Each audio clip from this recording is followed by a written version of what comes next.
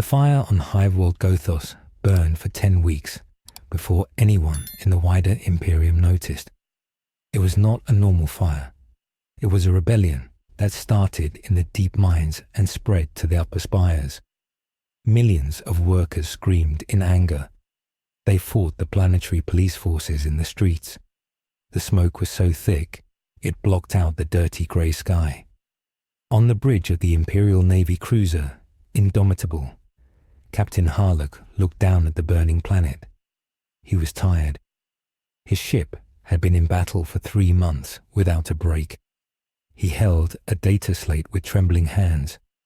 The report said the rebellion was caused by a lack of food and water. But Harlock knew better. He had seen the strange symbols painted on the walls of the lower city. He knew this was not just hungry people. This was something worse. This was chaos. Harlock turned to his communications officer. He told the officer to send a message to the High Lords. He needed help. He needed the Space Marines. But the officer shook his head. The warp storms were too strong. No messages could get out. They were trapped alone in the dark. A shadow moved in the corner of the bridge. It was not a crew member. It was a tall figure wearing black power armor. The armor had no symbols of the Emperor, only a stylized bat emblem on the chest. A long black cape hung from the figure's shoulders. This was Inquisitor Wayne. He was known across the sector as a man who did not fight wars with armies. He fought wars with fear. Wayne walked to the viewing window. He looked at the burning world. His face was hidden behind a dark helmet. He did not speak for a long time. The crew on the bridge stopped working and watched him. They were afraid of him. Even Captain Harlock felt a cold sweat on his neck. Finally, Wayne spoke. His voice was deep and sounded like grinding stones. He said the governor of this planet had failed. He said the failure was not an accident. Wayne explained that the governor had sold the souls of the city to dark powers in exchange for a longer life. The rebellion was the price. Harlock asked what they should do. He asked if they should bomb the city from orbit. This was the standard procedure. It would kill the rebellion, but it would also kill billions of innocent people. Wayne shook his head. He said exterminatus was a tool for the lazy. He said the city could still be saved, but only if the root of the rot was cut out. He turned away from the window. He told Harlock to prepare a dropship. He was going down alone. Harlock tried to argue. He said it was suicide. The streets were full of madness. Demons were likely manifesting in the governor's palace. One man could not stop a planetary collapse. Wayne did not stop walking. He said he was not just one man. He was the consequence of their sins. He was the shadow that the guilty feared. He told Harlock to hold the ship in orbit and wait for his signal.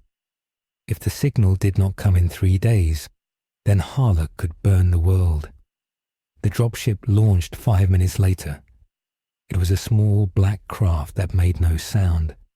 It slipped through the atmosphere like a needle. Down below, the city of Gothos was a nightmare of violence and fire. But the Dark Inquisitor did not feel fear. He had studied the patterns of the enemy for decades. He knew their weaknesses. He knew that even monsters felt fear if you struck them from the darkness. On Bagshan, he landed on top of a gargoyle tower overlooking the governor's palace. Rain mixed with ash fell on his armor. He checked his utility belt.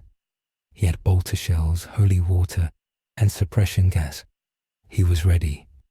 The long night of Gothos had begun, and he was the only law left. The dropship called the Batwing was silent. It did not use loud engines. It used gravity plates that pushed against the ground. Inquisitor Wayne sat in the pilot seat. He looked at the screens in front of him. The city of Hive Gothos was huge. It was a mountain made of metal and stone. It was so tall that the top poked through the clouds. But tonight, The clouds were red with fire. Wayne checked his armor. It was black ceramite. It was not as thick as a Space Marine's armor, but it was faster. He could move quietly in it. He touched the symbol on his chest. It was a bat with wings spread wide. In the ancient days of terror, the bat was a symbol of fear. Wayne used fear as a weapon. He knew that superstitious criminals were cowardly. The ship landed on a rusty platform in the mid-hive. This area was called the Narrows. It was a place where poor workers lived. The air smelled like sulfur and old sweat. Wayne opened the hatch. The wind hit him. It was hot and carried grey ash. He stepped out. His cape snapped in the wind. He activated his helmet auspex. This was a scanner that let him see heat and movement. The platform was empty. Usually, cargo servitors worked here. Servitors were half man and half machine. They had no minds of their own. They only followed orders. But tonight, the servitors were gone. Wayne saw drag marks on the metal floor. Someone had taken them. This was a bad sign. The rebellion needed bodies for cover. Or maybe they needed parts. Wayne walked to the edge of the platform. He looked down into the streets. They were like canyons. Far below, he saw fires burning. He heard the sound of autoguns firing. The sound echoed off the metal walls. It sounded like a drumbeat. He jumped. His cape stiffened into a glider. He swooped down silently. He landed on a gargoyle statue 5 floors down. He stayed in the shadows. He watched a group of soldiers running. They wore the green uniforms of the Planetary Defense Force. They were the PDF. They were just normal men and women with rifles. They looked terrified. Behind them came a mob. The mob was not a normal crowd. They wore bright purple and green rags. Their faces were painted white.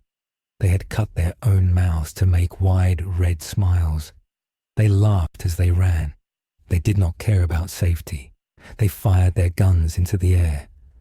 One PDF soldier fell. He had been shot in the leg. He tried to crawl. The mob caught up to him. They did not take him prisoner. They started to beat him with iron bars. They laughed the whole time. Wayne dropped a smoke pellet.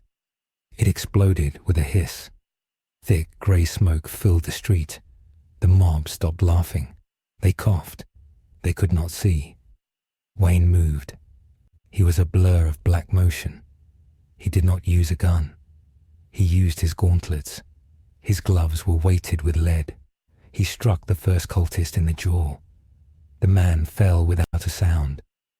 Wayne kicked the second one in the knee. The bone snapped. The man screamed. The smoke cleared a little. The cultists saw a tall black shape standing over their friends. They stopped attacking the soldier. They looked at Wayne. One cultist shouted.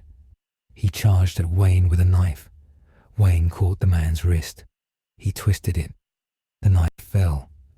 Wayne headbutted the man. The cultist collapsed. The others ran. They were not brave. They were only brave when they outnumbered their enemy. When they saw a monster in the dark, they ran away. Wayne knelt by the wounded soldier. The soldier was young. He was shaking. He looked at Wayne's mask. He thought Wayne was a demon. Wayne spoke. His voice was low and rough. He told the soldier to be calm. He asked for a status report. The soldier realized this was not a demon. This was an Imperial agent. The soldier sat up. He saluted weakly. The soldier said his name was Corporal Dance. He said his squad had been guarding a water processing plant. Then the clowns came. That was what they called the rebels. The clowns. They swarmed the plant. They killed everyone. Dance said the clowns put something in the water tanks. Green liquid. Wayne stood up. This matched the data he had seen. The rebellion was using chemical warfare. This was not just a riot. It was a planned attack to drive the city mad. He gave the soldier a stim injector. It was a medical drug to stop the pain. He told the soldier to go to the nearest Medicae station. Then Wayne fired his grapple gun. A thin wire shot up to the buildings above. He zipped away into the darkness.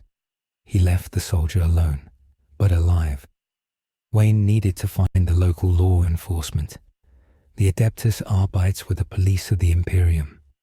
They were tough and loyal. Their fortress was in the center of the district. Wayne moved across the rooftops. He saw more signs of chaos. There were symbols painted on the walls.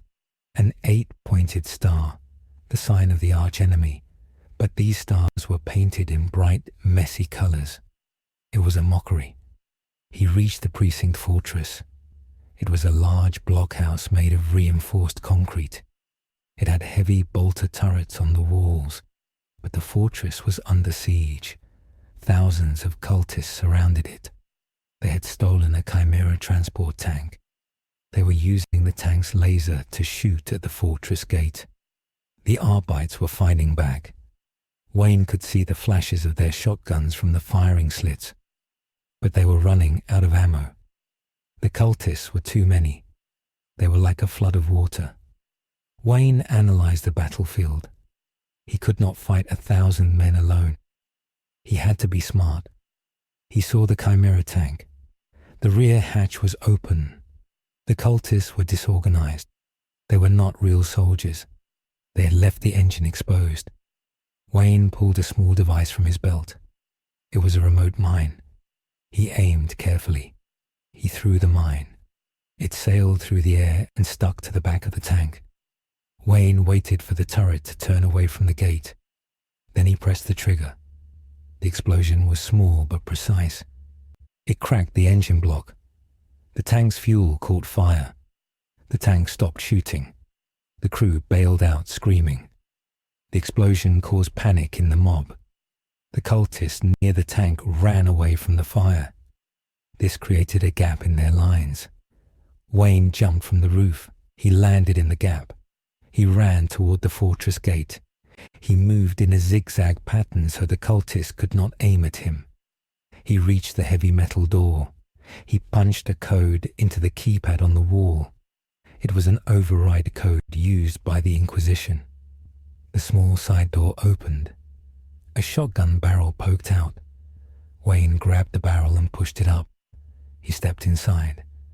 The door slammed shut behind him. 3 Arbites stood there. They wore black carapace armor. Their helmets had red visors. They looked tired. Their armor was scratched and dented. They aimed their weapons at him. Wayne held up his rosette. It was a small metal seal. It proved he was an Inquisitor. The Arbites lowered their guns. They were shocked. They had not expected help from the Inquisition. They thought they were going to die alone. Wayne asked to see the Proctor. The Proctor was the commander of the precinct. One of the Arbites nodded. He led Wayne through the hallways. The fortress smelled like cordite and fear. The halls were full of wounded men. There were no doctors, only medics with dirty bandages. The lights flickered. The power generator was failing. They reached the command center. It was a large room with tactical maps on the wall. In the center of the room stood a man with grey hair and a thick moustache. He wore a long trench coat over his armor. He was smoking a low stick. He looked at the maps with a grim face.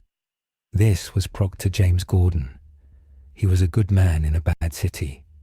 He had served on Gothos for 30 years. He knew every alley and every gang. He had tried to keep order, but the corruption was too deep.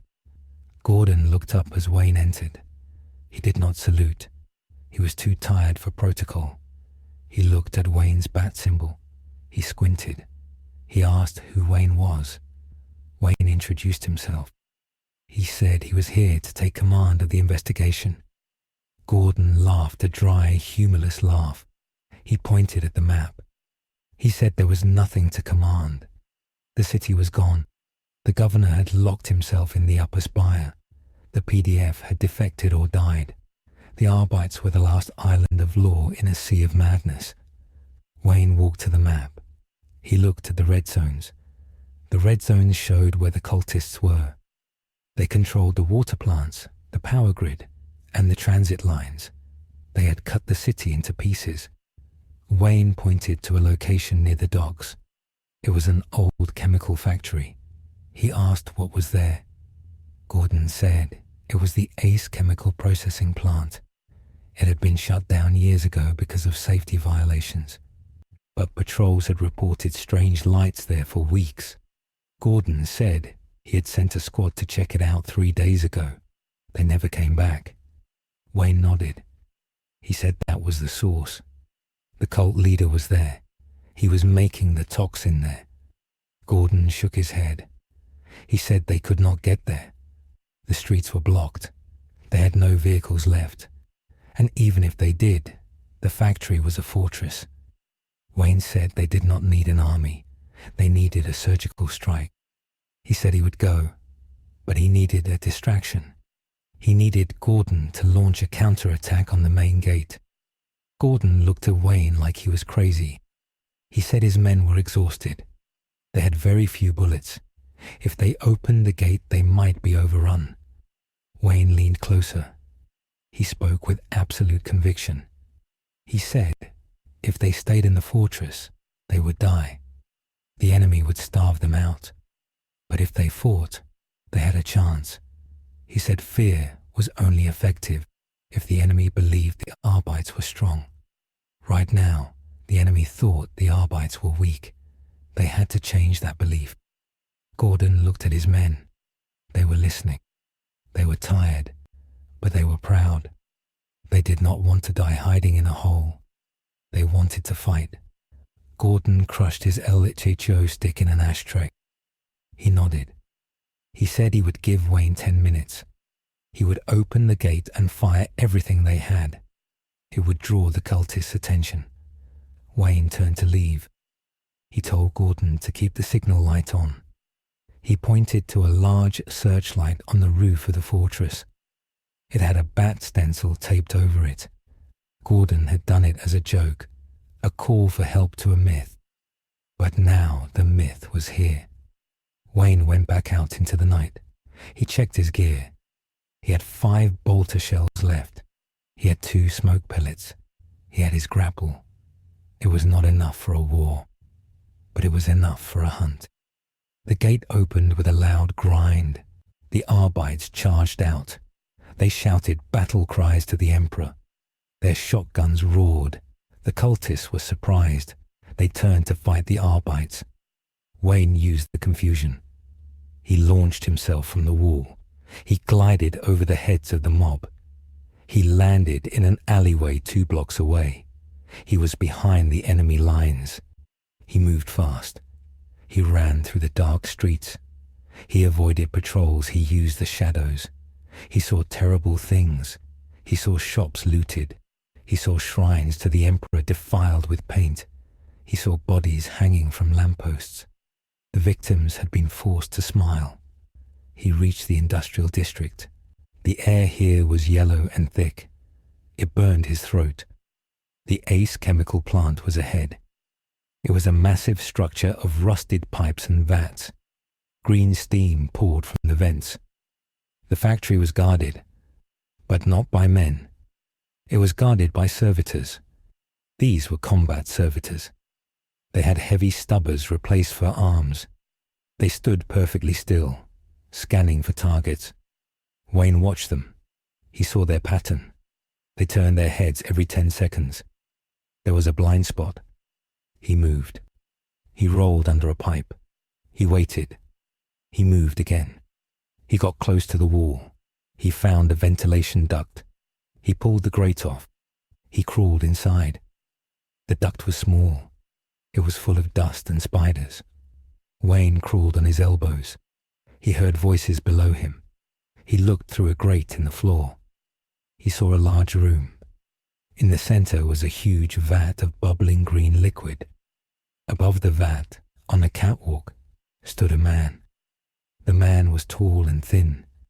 He wore a purple suit that was too expensive for a factory. His skin was pale white, like a corpse. His hair was bright green, and his mouth was a mess of scars that formed a permanent smile. This was the leader. The locals called him the Jester. But Wayne sensed something deeper. He sensed the touch of the warp. This man was not just crazy. He was a conduit. He was channeling the energy of chaos. The Jester was talking to his men. He held a flask of the green liquid.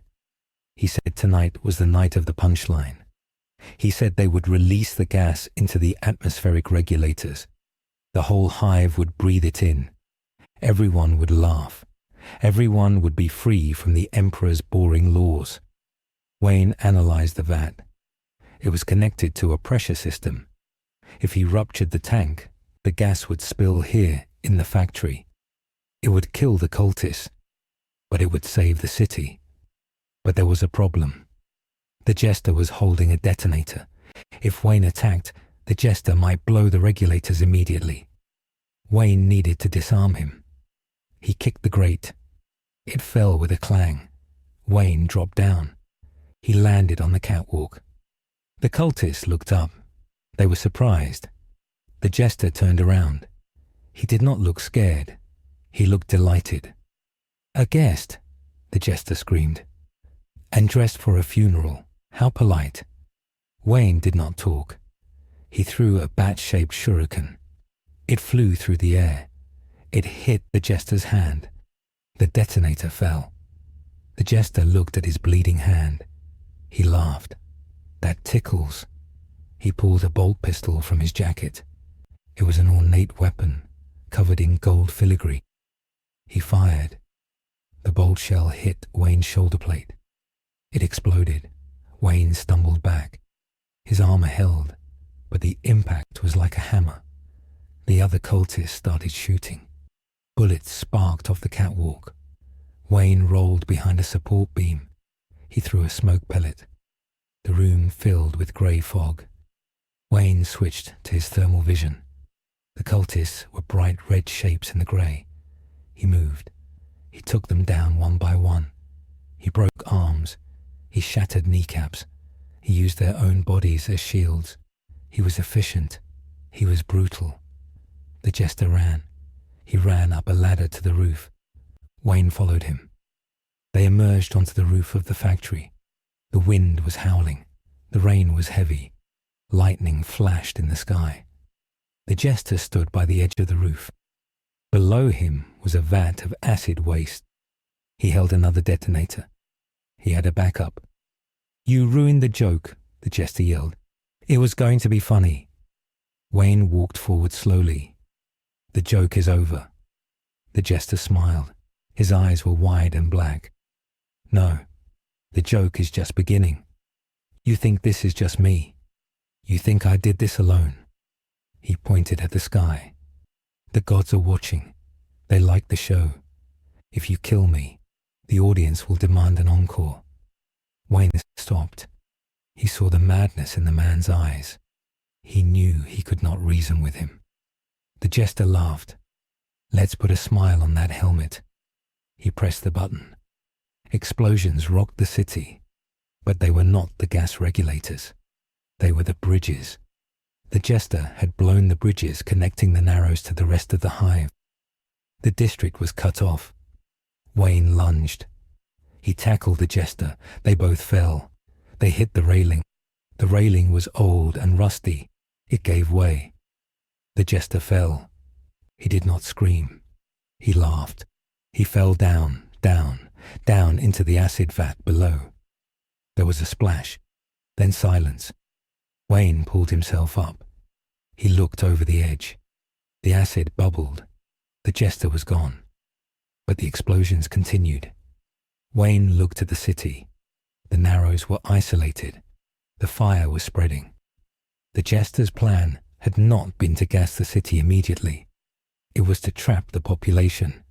He wanted to turn the Narrows into a pressure cooker of panic. Wayne touched his comms bead. "Gordon, do you read me?" There was static. Then Gordon's voice came through. "I hear you. The bridges are down. We are trapped." "I know," Wayne said. The leader is dead, but the chaos is just starting. Secure the precinct. I am coming back. Wayne stood on the roof. He looked at the burning district. He had won the fight, but the war had just begun. He felt a pain in his shoulder where the bolt had hit him. He ignored it. He needed to analyze the Jester's words. You think I did this alone? Wayne looked at the governor's spire far in the distance. It was shining and clean, high above the smoke. The governor had not sent help. The governor had let the bridges fall. Wayne realized the truth. The Jester was a pawn, a distraction. The real rot was higher up. He fired his grapple gun. He swung into the night. He returned to the precinct. The battle at the gate had stopped. The cultists had retreated when the bridges blew. They were looting the trapped neighborhoods. Gordon met him at the entrance. Gordon looked older than before. What happened?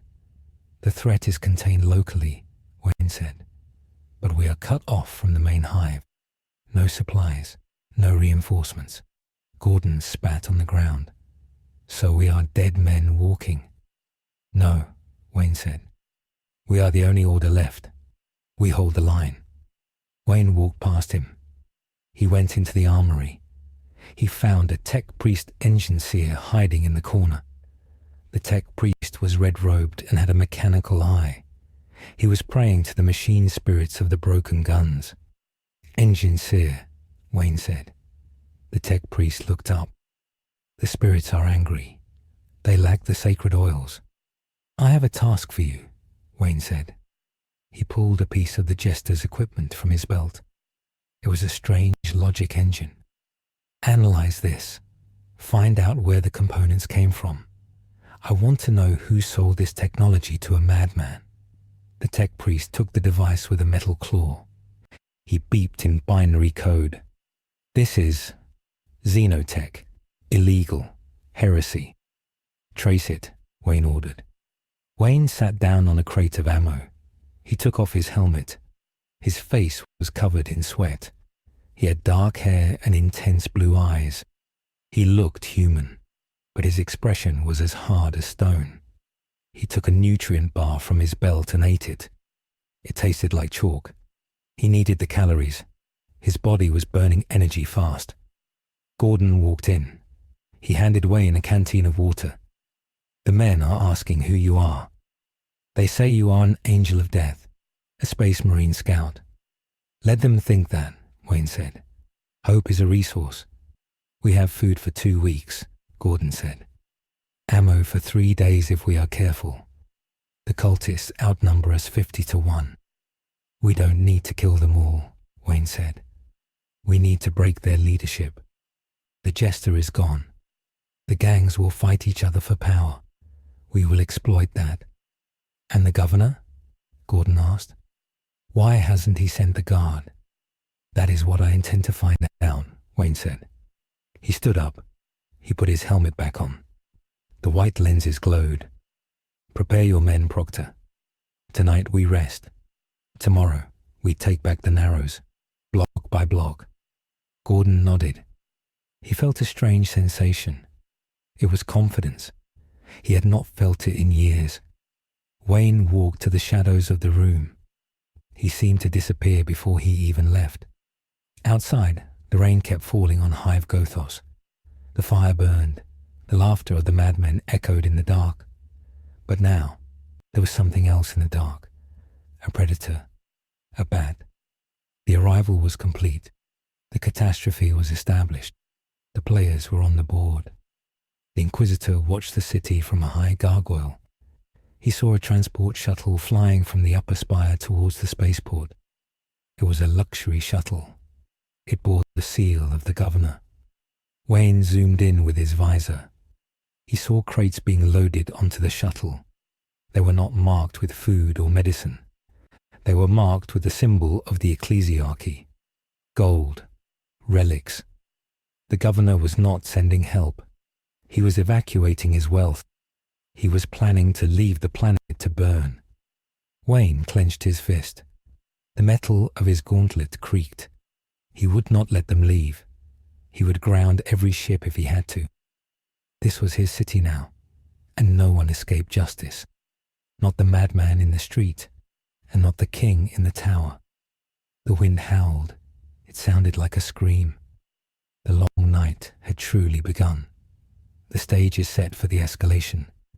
The immediate tactical threat of the Jester is resolved, but the strategic situation has worsened. The heroes are isolated. The resource clock is ticking. The true enemy has been hinted at. The tone of decay and struggle is established. 2 weeks passed. The rain never stopped. It was not clean water. It was black and oily. It ran down the gargoyles of the precinct fortress. It leaked through the cracked roof.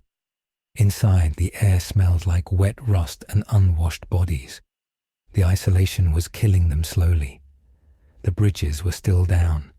The main hive had sealed the blast doors. The Narrows was a prison. In the mess hall of the fortress, Proctor Gordon looked at his tray. It held a grey block of protein paste. It was hard and tasteless. It was made from recycled waste. Next to it was a cup of brown water. This was the last of the rations. Gordon looked at his men. 2 weeks ago, there were 200 Arbites. Now, there were 140. Some had died in patrols. Some had died from infection. The medicine was gone. A simple scratch from a rusty knife could kill a man in 3 days. The fever would burn him up. The men were thin. Their eyes were hollow. They cleaned their shotguns in silence. They did not talk about the Emperor anymore. They did not talk about duty. They just stared at the walls. Inquisitor Wayne stood in the corner. He did not eat. He did not sleep. He was a statue of black ceramite. He was looking at a map on a data slate. The map showed the gang territories. With the Jester dead, the gangs had fractured. They fought each other for scraps. They fought for fuel. They fought for the flesh of the dead. It was a war of rats in a sinking ship. Wayne walked to the table. He placed a heavy object on the metal surface. It was a helmet. It belonged to a gang leader from the 9th Street Claws. The helmet was crushed. "Sector 4 is secure," Wayne said. His voice was a low growl. "For now." Gordon nodded tiredly. "And the food? Did you find any?" "No," Wayne said. "The warehouses were empty. Someone got there first." Gordon rubbed his face. His hand shook. "We have 3 days of paste left. Then we starve. The men know it. I can't keep them in line with empty stomachs." "We will find a source," Wayne said. "The tech priest has found a signal." Wayne signaled to the door. The engineer shuffled in. His red robes were stained with grease. His mechanical eye whirred. He held the logic engine Wayne had taken from the Jester. "The machine spirit of this device speaks," the engineer said. His voice was a metallic rasp. "It has a tracking code. It leads to a supply hub in the lower cryogenic district, the iceberg sector." "The iceberg," Gordon said. He frowned. "That is Cobblepot's territory. He is a crime lord. He deals in off-world contraband. He has supplies," Wayne said. "He has been hoarding them. That is why the warehouses are empty. He stole everything before the bridges blew." "He won't give it up," Gordon said. "He is a snake. He has an army of mercenaries." "I am not asking him," Wayne said. "I am taking it." "I will send a squad with you," Gordon said. "No," Wayne said. "Your men are weak. They make too much noise. I go alone." Wayne turned to leave. He stopped at the door. "Keep the gate sealed. Trust no one." Gordon watched him go. He felt a chill. The Inquisitor was strong, but he was becoming more like the darkness he fought. He was becoming less human. The iceberg sector was cold. It was an old industrial freezer zone used to store meat for the upper hive. The cooling pipes leaked liquid nitrogen. White fog covered the ground. Frost covered the metal walls. Wayne moved through the fog. His thermal vision showed the cold spots. He saw heat signatures ahead. Guards. They were not normal gangers. They wore heavy coats made of fur. They carried laser carbines. They were disciplined. They stood in pairs. Wayne climbed a frozen pipe. He hung from the ceiling. He was invisible in the steam. He dropped behind the first pair. He grabbed their heads. He slammed them together. The sound was swallowed by the hiss of the pipes. He moved deeper. He entered the main hall. It was a massive room filled with ice blocks. In the center was a platform. On the platform sat a man. He was short and round. He had a long, pointed nose. He wore a tuxedo with a thick fur coat over it. He held a black umbrella. He was eating a leg of roast bird. This was Oswald Cobblepot. They called him the Penguin. He was surrounded by 20 guards. They had heavy stubbers and chainswords. Wayne did not sneak this time. He wanted them to see him. He dropped from the ceiling and landed on a crate of ice. The impact cracked the ice. The guards raised their weapons. Cobblepot did not flinch. He kept eating. "Inquisitor," Cobblepot said. His voice was high and squawking. "I heard there was a bat flying around. You are far from your cave." "You have the food," Wayne said. "The Arbites are starving." Cobblepot laughed. He wiped grease from his chin. "Everyone is starving, my lord. That is how the market works. Supply and demand. I have the supply. I demand a high price." "This is not a trade," Wayne said. He stepped forward. "This is a requisition. By the authority of the Holy Inquisition, your assets are seized." "Authority?" Cobblepot pointed his umbrella at Wayne. "The governor has abandoned us. The emperor is a long way away. Down here I am the authority. I have the food. I have the heat. I have the power." Wayne looked at the guards. "Put down your weapons, or you will be judged." The guards hesitated. They feared the Inquisition, but they feared hunger more. Cobblepot fed them. The Inquisitor offered only duty. They kept their guns raised. "Kill him," Cobblepot said boredly. The room exploded with noise. Lasers burned the air. Wayne moved. He was too fast for them to track. He threw a smoke pellet. The white fog turned grey. Wayne was a phantom. He broke the arm of a guard. He used the guard's body to block a laser shot. He threw a bat-shaped blade. It cut the power cable of the lights. The room went pitch black. Now Wayne had the advantage. He had night vision. They did not. Screams echoed in the dark. The sound of breaking bones mixed with the panic fire of laser guns. One by one, the guards fell. When the emergency lights flickered on, Wayne was standing in front of Cobblepot. The guards were all on the floor. Some were groaning. Some were silent. Cobblepot dropped his chicken leg. He pointed his umbrella. The tip opened. It was a hidden gun. Wayne slapped the umbrella away. He grabbed Cobblepot by the lapels of his coat. He lifted the fat man into the air. He slammed him against a pillar of ice. "The food," Wayne growled. "Where is the rest of it?" "Please," Cobblepot squealed. "Don't kill me. I can help you." "You are a parasite," Wayne said. "You feast while the faithful starve." "I have information," Cobblepot yelled. "I know who blew the bridges. It wasn't the Jester. He was just a distraction." Wayne paused. He held Cobblepot higher. "Speak." "It was a mercenary," Cobblepot gasped. "A monster. He came from off-world. He brought the toxins. He brought the weapons. The Jester worked for him." "Who?" Wayne asked. "They call him Bane," Cobblepot said. "He is a heretic, a beast. He is uniting the gangs, not with jokes, with strength. He is building an army in the sewers." Wayne narrowed his eyes. "Why?" "He wants you," Cobblepot whispered. "He says he is here to break the bat. He says he is the punishment for your pride. Wayne dropped Cobblepot. The fat man hit the icy floor. Load the supplies onto your trucks, Wayne ordered. Drive them to the precinct. If you stop, I will know. If you hide 1 grain of rice, I will return. Cobblepot nodded rapidly.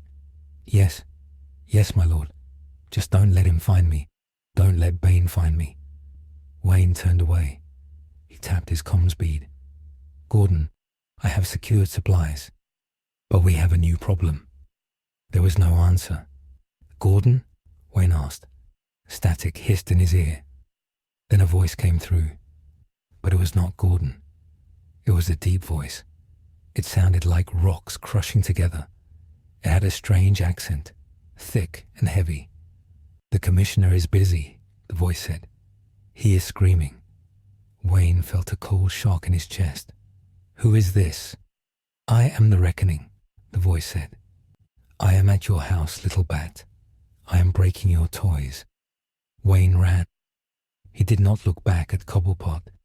He ran out of the ice house. He fired his grapple. He swung through the frozen air. He had made a mistake. He had left the fortress. He had left them alone. The journey back was a nightmare. The streets were full of new soldiers. These were not the Jester's clowns. They were large men. They wore heavy armor made from scrap metal. They wore masks that looked like skulls. They were Bane's men. They shot at Wayne as he swung overhead. He ignored them. He had to get to the precinct. He saw smoke rising from the fortress. The searchlight with the bat symbol was gone. The tower was broken. Wayne landed on the outer wall. The gate was smashed open. It looked like a tank had hit it, but there were no tank tracks. There were only footprints, massive footprints. The courtyard was a slaughterhouse. The Arbites had fought hard. Their bodies lay in piles, but the enemy had been too strong. Wayne ran inside. The hallways were dark. The emergency power was out. He used his auspex. He saw heat signatures fading. He reached the command center. The door was ripped off its hinges. It was a heavy steel door, 3 inches thick. It was bent like paper. Inside, the room was destroyed. The tactical map was smashed. The cogitators were sparking. In the center of the room sat Proctor Gordon. He was tied to a chair. He was beaten badly. His face was swollen. His arm was twisted at a wrong angle. Wayne rushed to him. He cut the ropes. Jim, Wayne said. I am here. Gordon opened one eye. It was full of blood. He is too big, Gordon whispered. He took the others. He took the engine sear. Where is he? Wayne asked. Waiting, a voice boomed. Wayne spun around. From the shadows of the broken door, a figure emerged. He was gigantic. He stood 8 feet tall. He was wider than a space marine, but he wore no power armor. His muscles were exposed. They were unnatural. Veins as thick as cables pulsed under his skin. He wore a mask that covered his face. It had green tubes connected to it. The tubes ran to a tank on his back. A glowing green liquid pumped through the tubes. It pumped into his skull. This was Bane. He was a monster of bioalchemy, a heretic experiment gone wrong. You came, Bane said. He walked into the room. The floor shook with each step. I was worried you would run. Wayne stood up. He analyzed the enemy. Height, 8'2". Weight, 450 pounds. Muscle density, critical. Weakness, the tubes. You attacked my city, Wayne said. You killed my men. I cleared the board, Bane said. This city is corrupt. It is weak. I am here to end the suffering. By killing everyone, Wayne asked. By killing the hope, Bane said. You are the hope. The people look at your light and think they are safe. I will show them that even the bat breaks. Bane lunged. He was incredibly fast for his size. Wayne dodged. He rolled under Bane's fist. The fist hit the concrete wall. The wall crumbled. Dust filled the air. Wayne threw 3 shuriken blades. They hit Bane's chest. They did not cut. They bounced off his skin. His skin was like leather. Wayne jumped. He kicked Bane in the face. It was like kicking a tank. Bane's head snapped back, but he did not fall. Bane grabbed Wayne's leg. He swung him. Wayne flew across the room. He smashed into the tactical table. The metal crumpled. Wayne gasped. His ribs were bruised. His armor warning runes flashed red. He needed to be smarter. He could not win a contest of strength. Wayne threw a smoke pellet. He grappled to the ceiling rafters. He hid in the dark. Bane laughed. "Shadows are my friends too, Batman. I was born in the dark. I was molded by it. You merely adopted it." Bane reached up. He ripped a steel pipe from the wall. He threw it. The pipe spun through the smoke. It hit Wayne.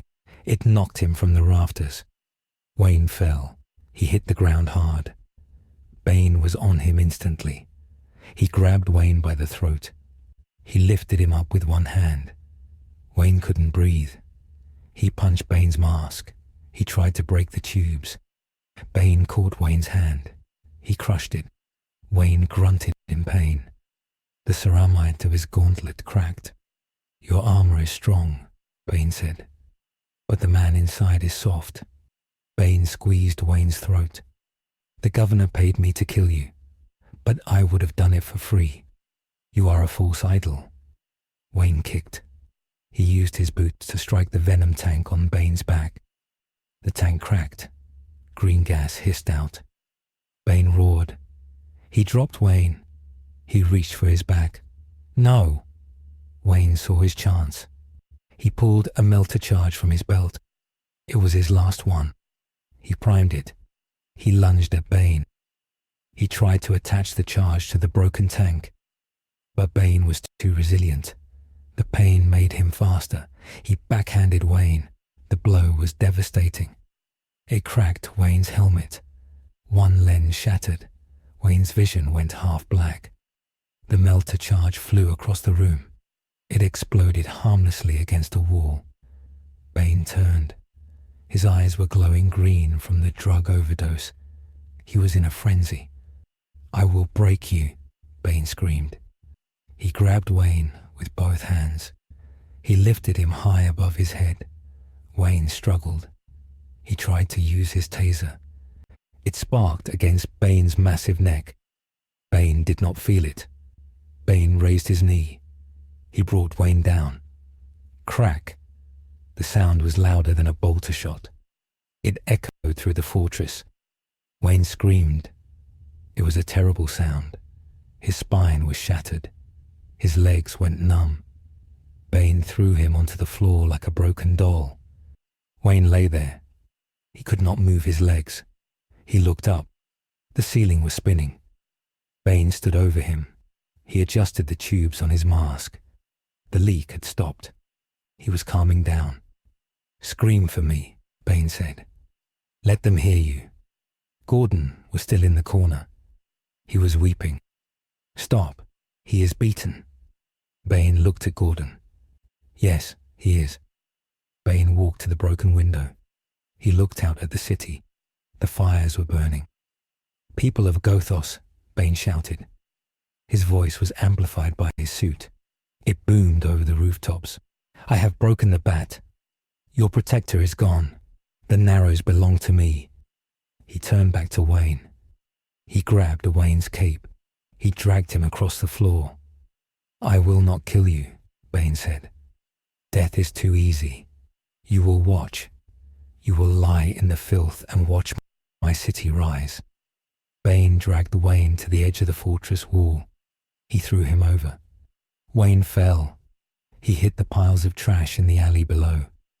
The impact was soft, but his body was broken. He could not feel anything below his waist. Rain fell on his face. It washed the blood into his eyes. He tried to move his arm. He touched his comms bead. "Alfred," he whispered. But he had no butler here. He had no Alfred. He was alone. The darkness took him. High above, in the governor's spire, a man watched the report on a golden screen. He sipped wine from a crystal glass. He was Governor Hamilton Hill. He was a fat man with a nervous twitch. Next to him stood a woman. She wore green robes covered in vines and thorns. Her skin was green. Her lips were red. This was Magos biologist Pamela Isley. The beast was successful? Isley asked. Her voice was like rustling leaves. Yes, Hill said. The Inquisitor is broken. Bane has control of the lower hive. Good, Isley said. Now we can begin the real experiment. The spores are ready. The population is desperate. They will accept the gift of the garden. Hill looked nervous. You promised this would stop the rebellion. You promised order. Order is unnatural, Isley said. She touched a potted plant on the desk.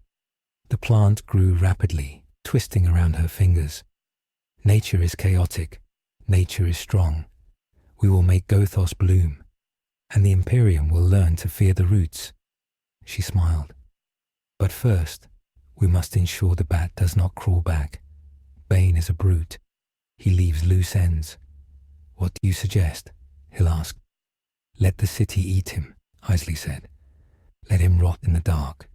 If he survives the infection, the rats will get him. If the rats don't, the cold will. Hill nodded. Very well. Initiate phase 2. Release the spores. Down in the alley, a shadow moved. It was not a soldier. It was a small figure. A street urchin. A girl with short red hair and a ragged tunic. She had watched the bat fall. She crept closer. She saw the broken armor. She saw the blood. She poked Wayne's arm. He groaned. He was alive. The girl looked around. She heard the heavy boots of Bane's patrol nearby. She had to be quick. She whistled. 2 other children appeared from the sewers. They were dirty and thin. They looked at the giant black knight with big eyes. Is he dead, Carrie? One boy whispered. No, the girl named Carrie said. She was brave. She had found a last pistol in the trash and wore it on her belt. He is just sleeping. He looks broken, the boy said. We have to hide him, Carrie said. If the big man finds him, he will eat him. He is too heavy, the boy complained. Then we drag him, Carrie said, to the old Medici, the one in the crime alley. They grabbed Wayne's cape. They pulled. It was hard work. They were weak from hunger, but they pulled. They dragged the broken Inquisitor into the sewer grate. They slid him down into the muck. They closed the grate just as Bane's soldiers turned the corner. Underground the water was foul. Rats scurried on the ledges. Carrie looked at Wayne's face. She wiped the mud from his mask. Wake up, she whispered. We need you. But Wayne did not wake up. He was in a deep coma. His body was fighting to survive. His spine was severed. In the 41st millennium, such an injury could be fixed, but only with advanced tech. Only with the Mechanicus. Here, in the sewer, there was only dirty water and prayers. The catastrophe was complete. The hero was defeated. The fortress was lost. The villain ruled the streets. And a new biological horror was about to be released from the spires.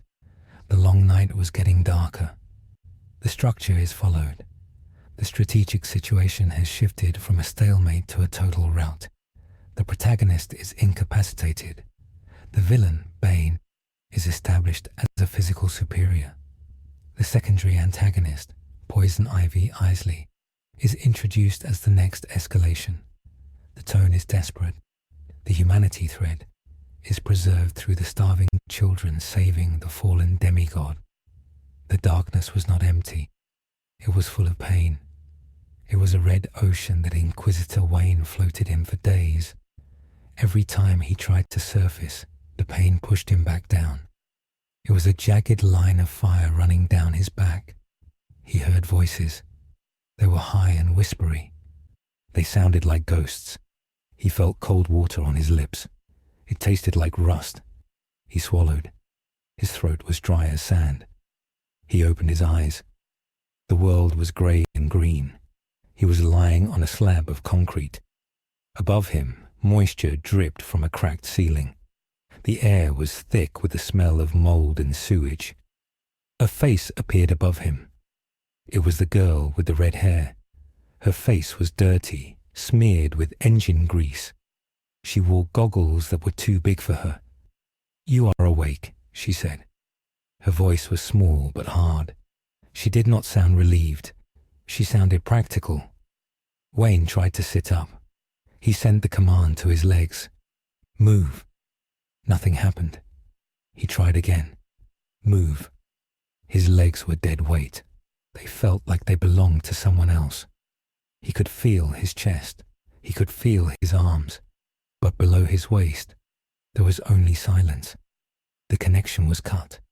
He let his head fall back onto the stone. He stared at the ceiling. He did not scream. He analyzed. Spinal column fractured at the lumbar vertebrae. Neural pathways severed. Motor function lost. Prognosis: permanent paralysis without augmetic reconstruction. He was a weapon that had been snapped in half. "Where am I?" he asked. His voice was a broken rasp. The girl adjusted her goggles. "We call it the crypt," she said. "It is under the old cathedral. The bad men do not come down here. They are afraid of the rats." Wayne looked around. He saw other shapes in the shadows. Children. There were dozens of them. They were the orphans of the Hive, the ones who slipped through the cracks of the imperial bureaucracy. They were small, thin, and armed with sharp pieces of metal. "You saved me," Wayne said. The girl nodded. "We dragged you. You are heavy. My name is Carrie." Wayne looked at her. He saw the potential in her eyes. She was not afraid of him. She was not afraid of his armor or his size. She was a survivor. "Status report," Wayne said. He fell back into the language of command. It was the only thing he had left. Carrie blinked. She did not understand the term. "What is happening upstairs?" Wayne clarified. Carrie frowned. "It is bad. The big man, Bane, he runs the Narrows now. He hangs people from the bridges. He shouts speeches about freedom, but he takes all the food." She paused. "And the plants?" "The plants," Wayne repeated. "Yes," Carrie said. "Strange vines. They grow fast. They grow overnight. They come out of the vents. They are eating the buildings. And they breathe poison." Wayne closed his eyes. Isley. The Magos biologies had not been idle. While Bane broke the city spirit, Isley was breaking its biology. This was the chain reaction. The ecosystem was being rewritten. "I need to get up," Wayne said. "You can't," Carrie said. "Your back is broken." "We checked. It is mush." "I need supplies," Wayne said. He forced his mind to focus. He pushed the pain into a box in his mind and locked it. He needed tech. He needed tools. He looked at his armor. It was battered. The chest plate was cracked, but the subsystems were still partially active. He tapped a rune on his gauntlet. A small holographic display flickered to life. It showed a schematic of his own body. The red light blinking on his spine confirmed the damage, but it also showed something else. A signal, faint, weak, but close. "There is a cache," Wayne said. "A secure drop. I placed it years ago, just in case." He looked at Carrie. "I need you to go there." Carrie stepped back. "Where?" "Sector 7. The foundation level. There is a wall marked with a cogwheel, but the wheel has a bat painted inside it." "That is deep," Carrie said. "The mutants live there." Wayne reached for his belt. He pulled out a small cylinder. It was a grapnel gun. He handed it to her. "Take this," he said. "It will help you move. Do not fight. Run. Hide. Find the box. Bring it to me." Carrie took the gun. It was heavy in her hands. She looked at it with awe. She looked at Wayne. "Why?" she asked. "Why should I help you? You lost." Wayne looked at her. His eyes were cold blue steel. "Because I am not done," he said. Carrie looked at the other children. They nodded. They had no one else. The Emperor was silent. The governor was a traitor. This broken giant was their only bet. She put the gun in her belt. "I will be back." 2 days passed while Carrie was gone. Wayne lay in the dark. He did not sleep. He meditated. He used the techniques of the Space Marine chaplains to slow his heart rate. He lowered his metabolism. He needed to conserve energy. He watched the other children. They were organized. They had a hierarchy. They scavenged for water in the drip pans. They caught rats and cooked them over chemical fires. They were a tribe. Wayne realized he had been fighting the wrong war. He had been fighting a war of intimidation. He thought he could scare the criminals into submission. But Bane did not fear. Bane was a creature of resolve. To defeat Bane, Wayne had to become something else. He had to become a symbol of endurance. On the third day, the ground shook. Dust fell from the ceiling. The roots were getting closer. Carrie returned. She was covered in grey dust. She was bleeding from a cut on her cheek, but she was smiling. She dragged a heavy metal crate behind her. It was made of black iron. It had the seal of the Inquisition on it. "I found it," she said. She collapsed on the floor, panting. Wayne felt a surge of adrenaline. "Open it." The children gathered around. They used crowbars to pry the lid open. The crate hissed as the pressure seal broke. Inside, sitting in foam padding, was a collection of devices. There were bolter shells. There were medical stims. And there was a metal frame. It was an exoskeleton, a spinal brace. It was an experimental device Wayne had commissioned from the Mechanicus. It was designed for interrogation victims who had been broken on the rack. It was crude, it was painful, but it would bypass the severed nerves. "Get it out," Wayne ordered. The children lifted the frame. It looked like a metal spine with rib clamps. It had pneumatic pistons and invasive neural spikes. Wayne looked at Carrie. "This is gonna hurt," he said. "You have to attach it." "Me?" Carrie asked. "I am not a doctor." "You have small hands," Wayne said. "Follow my instructions. Do not hesitate." They rolled Wayne onto his stomach. Carrie cut away the back of his body glove. The skin of his back was purple and black. The bruise from Bane's knee was massive. Wayne instructed her. He told her where to place the sensor spikes. He told her where to align the pistons. "Place the primary interface over the fourth lumbar," Wayne said.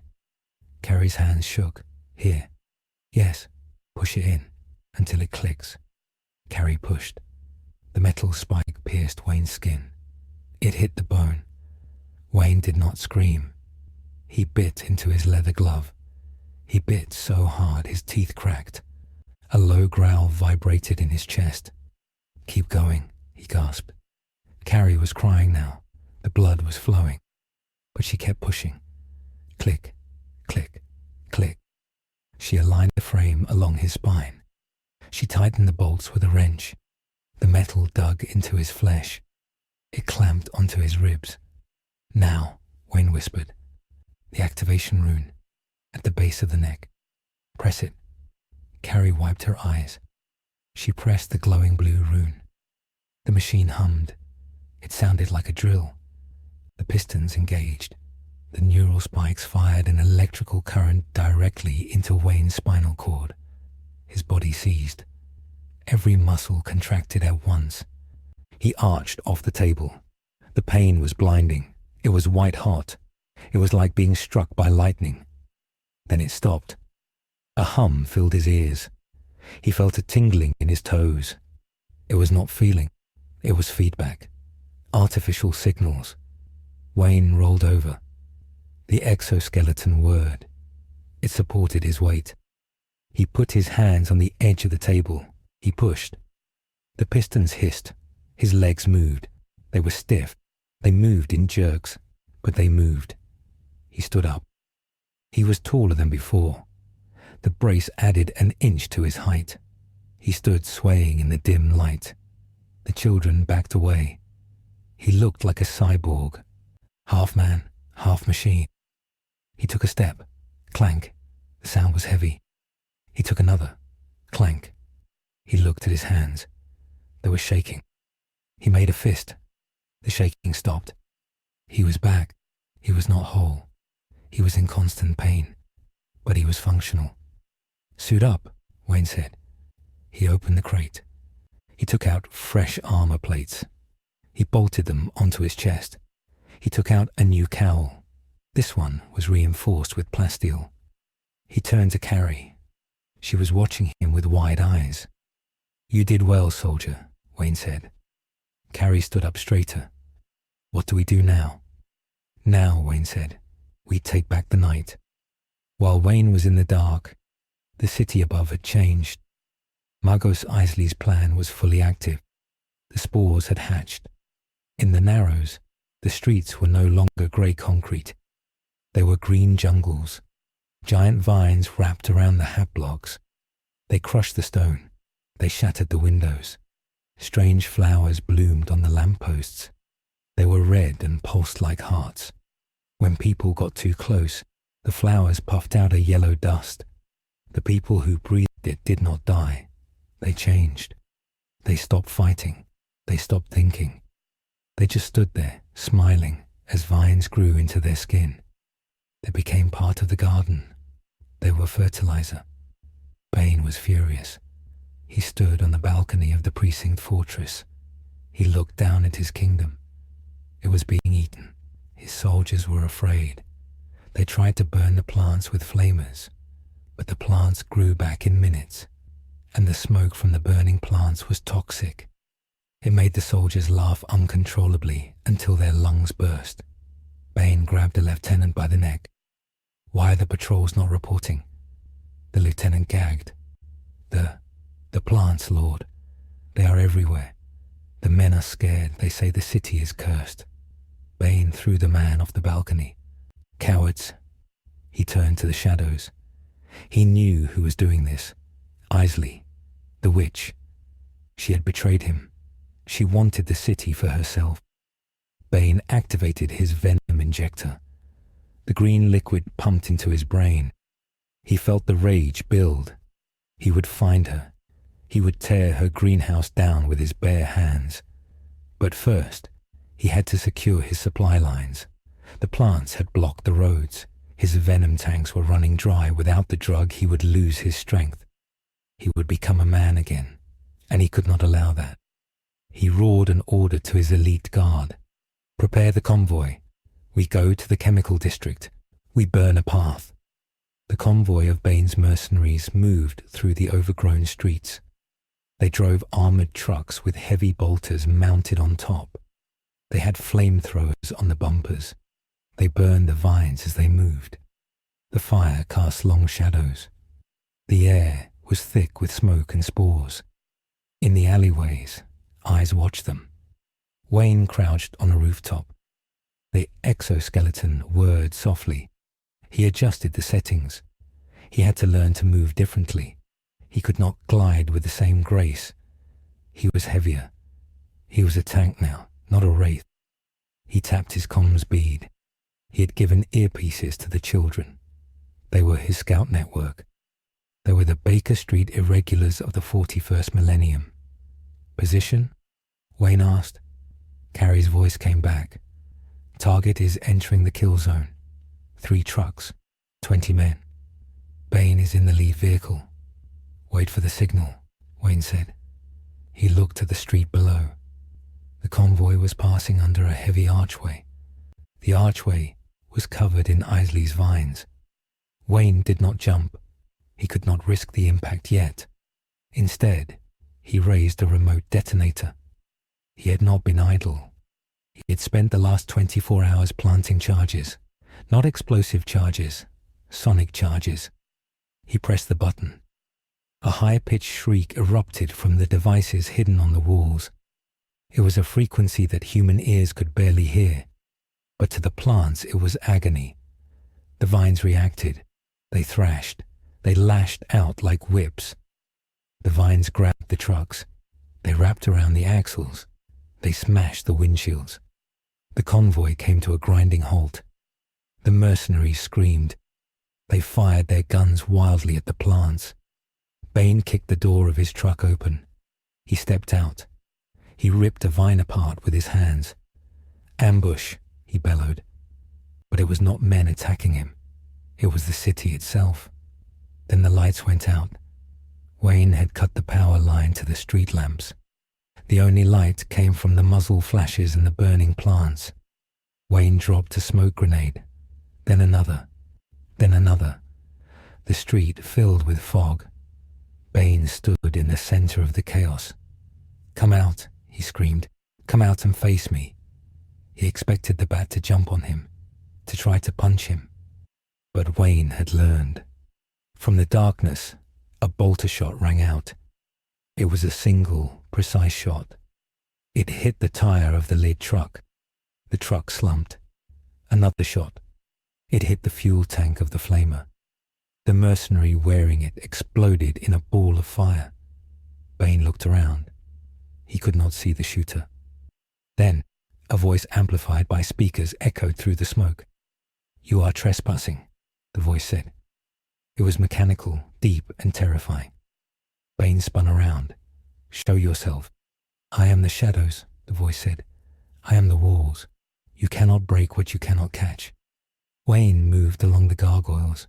He fired his grapple. He repositioned. He fired his custom bolter again. He was dismantling Bane's army piece by piece. He was not engaging the leader. He was stripping away his support. The mercenaries panicked. They broke formation. They ran into the dark alleys. But in the alleys the children were waiting. They used tripwires. They used flashbangs. They herded the mercenaries into dead ends where the Arbites, those few who had survived and hidden, were waiting to enact judgment. Bane was left alone in the street. The plants were wrapping around his boots. He ripped them free. He looked up at the rooftops. "You are broken," Bane shouted. "I heard your spine snap." "I was rebuilt," Wayne's voice boomed. "Stronger," Bane growled.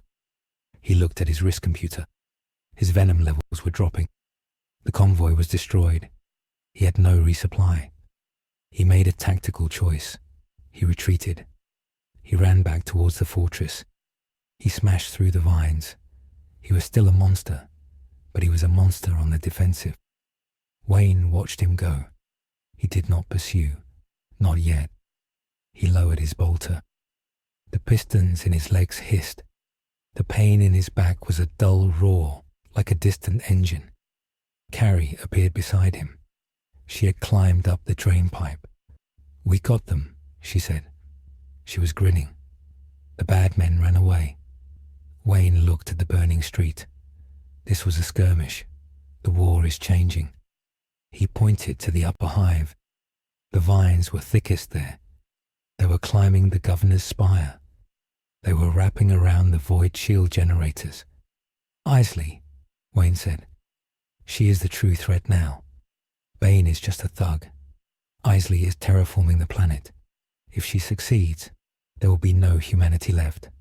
Only the garden. We have to stop her," Carrie said. "Yes," Wayne said, "but we cannot do it alone." He looked at the data slate on his arm. He had intercepted Bane's communications during the fight. Bane had mentioned a name. A prisoner he was keeping in the fortress. Someone he was keeping alive to torture. "Fox," Wayne whispered. "Lucius Fox, the senior tech priest of the local forge temple. The man who maintained the machine spirits of the city's defenses. If Bane has Fox," Wayne said, "then we have a way to enter the spire." He turned to Carrie. "Gather the squad. We are going back to the fortress." "But Bane is there," Carrie said. Wayne loaded a fresh magazine into his bolter. "I know," he said. and he is running out of juice. The hierarchy of the war had shifted. In the beginning, it was order versus chaos. Then it was hope versus despair. Now, it was biology versus technology. Magos Isley sat in the governor's office. The room was a jungle. The expensive carpets were covered in moss. The governor, Hamilton Hill, was still there, but he was no longer sitting in his chair. He was part of the chair. Vines had grown through his chest. Flowers bloomed from his eyes. He was still alive in a way. He was a puppet of the green. He mumbled orders into the Voxcaster, telling the PDF to stand down, to let the plants grow. Isley stroked the petals of a giant pitcher plant. "The bat is alive," she whispered to the flower. "The spores tell me. He walks with metal legs." She stood up. She walked to the window. She looked down at the burning, blooming city. "Let him come," she said. "Metal rusts, flesh decays, but the garden is eternal." She raised her hands. Green warp energy crackled around her fingers. Beneath the city, the roots dug deeper. They sought the geothermal vents. They sought the heart of the hive.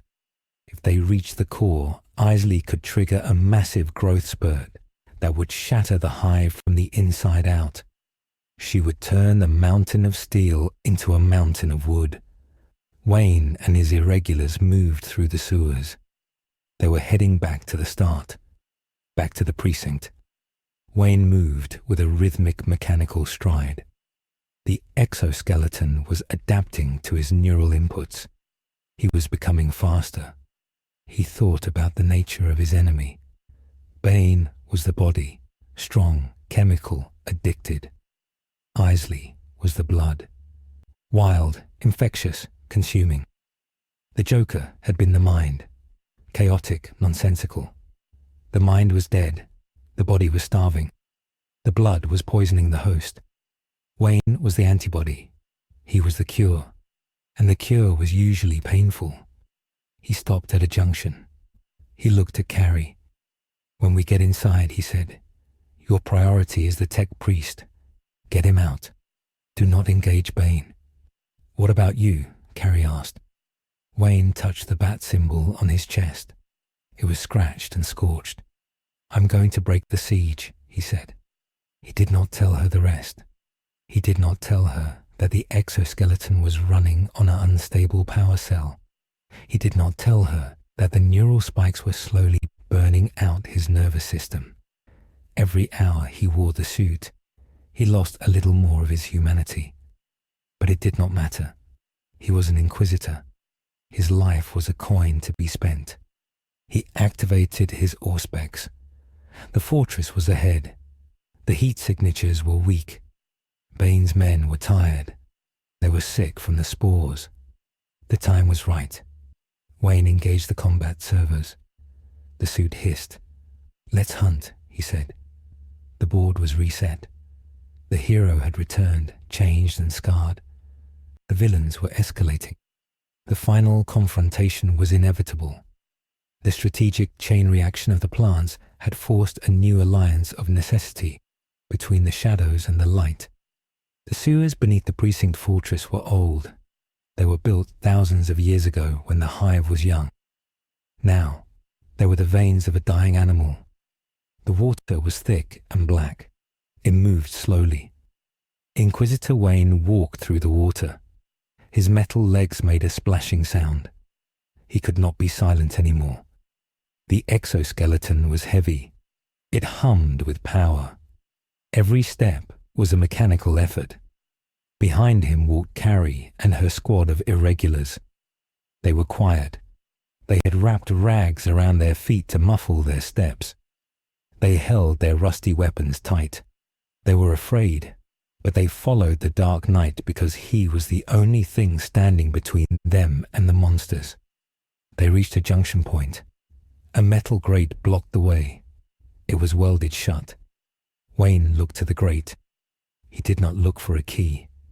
He raised his armored hand. The servos in the arm whined. He grabbed the bars. He pulled. The metal groaned. Rust flaked off. The rivets popped like gunshots. Wayne leaned back. The exoskeleton dug into his flesh. The pain spikes in his spine flared. He gritted his teeth. He turned the pain into fuel. With a loud screech, the grate tore open. Wayne tossed the twisted metal into the water.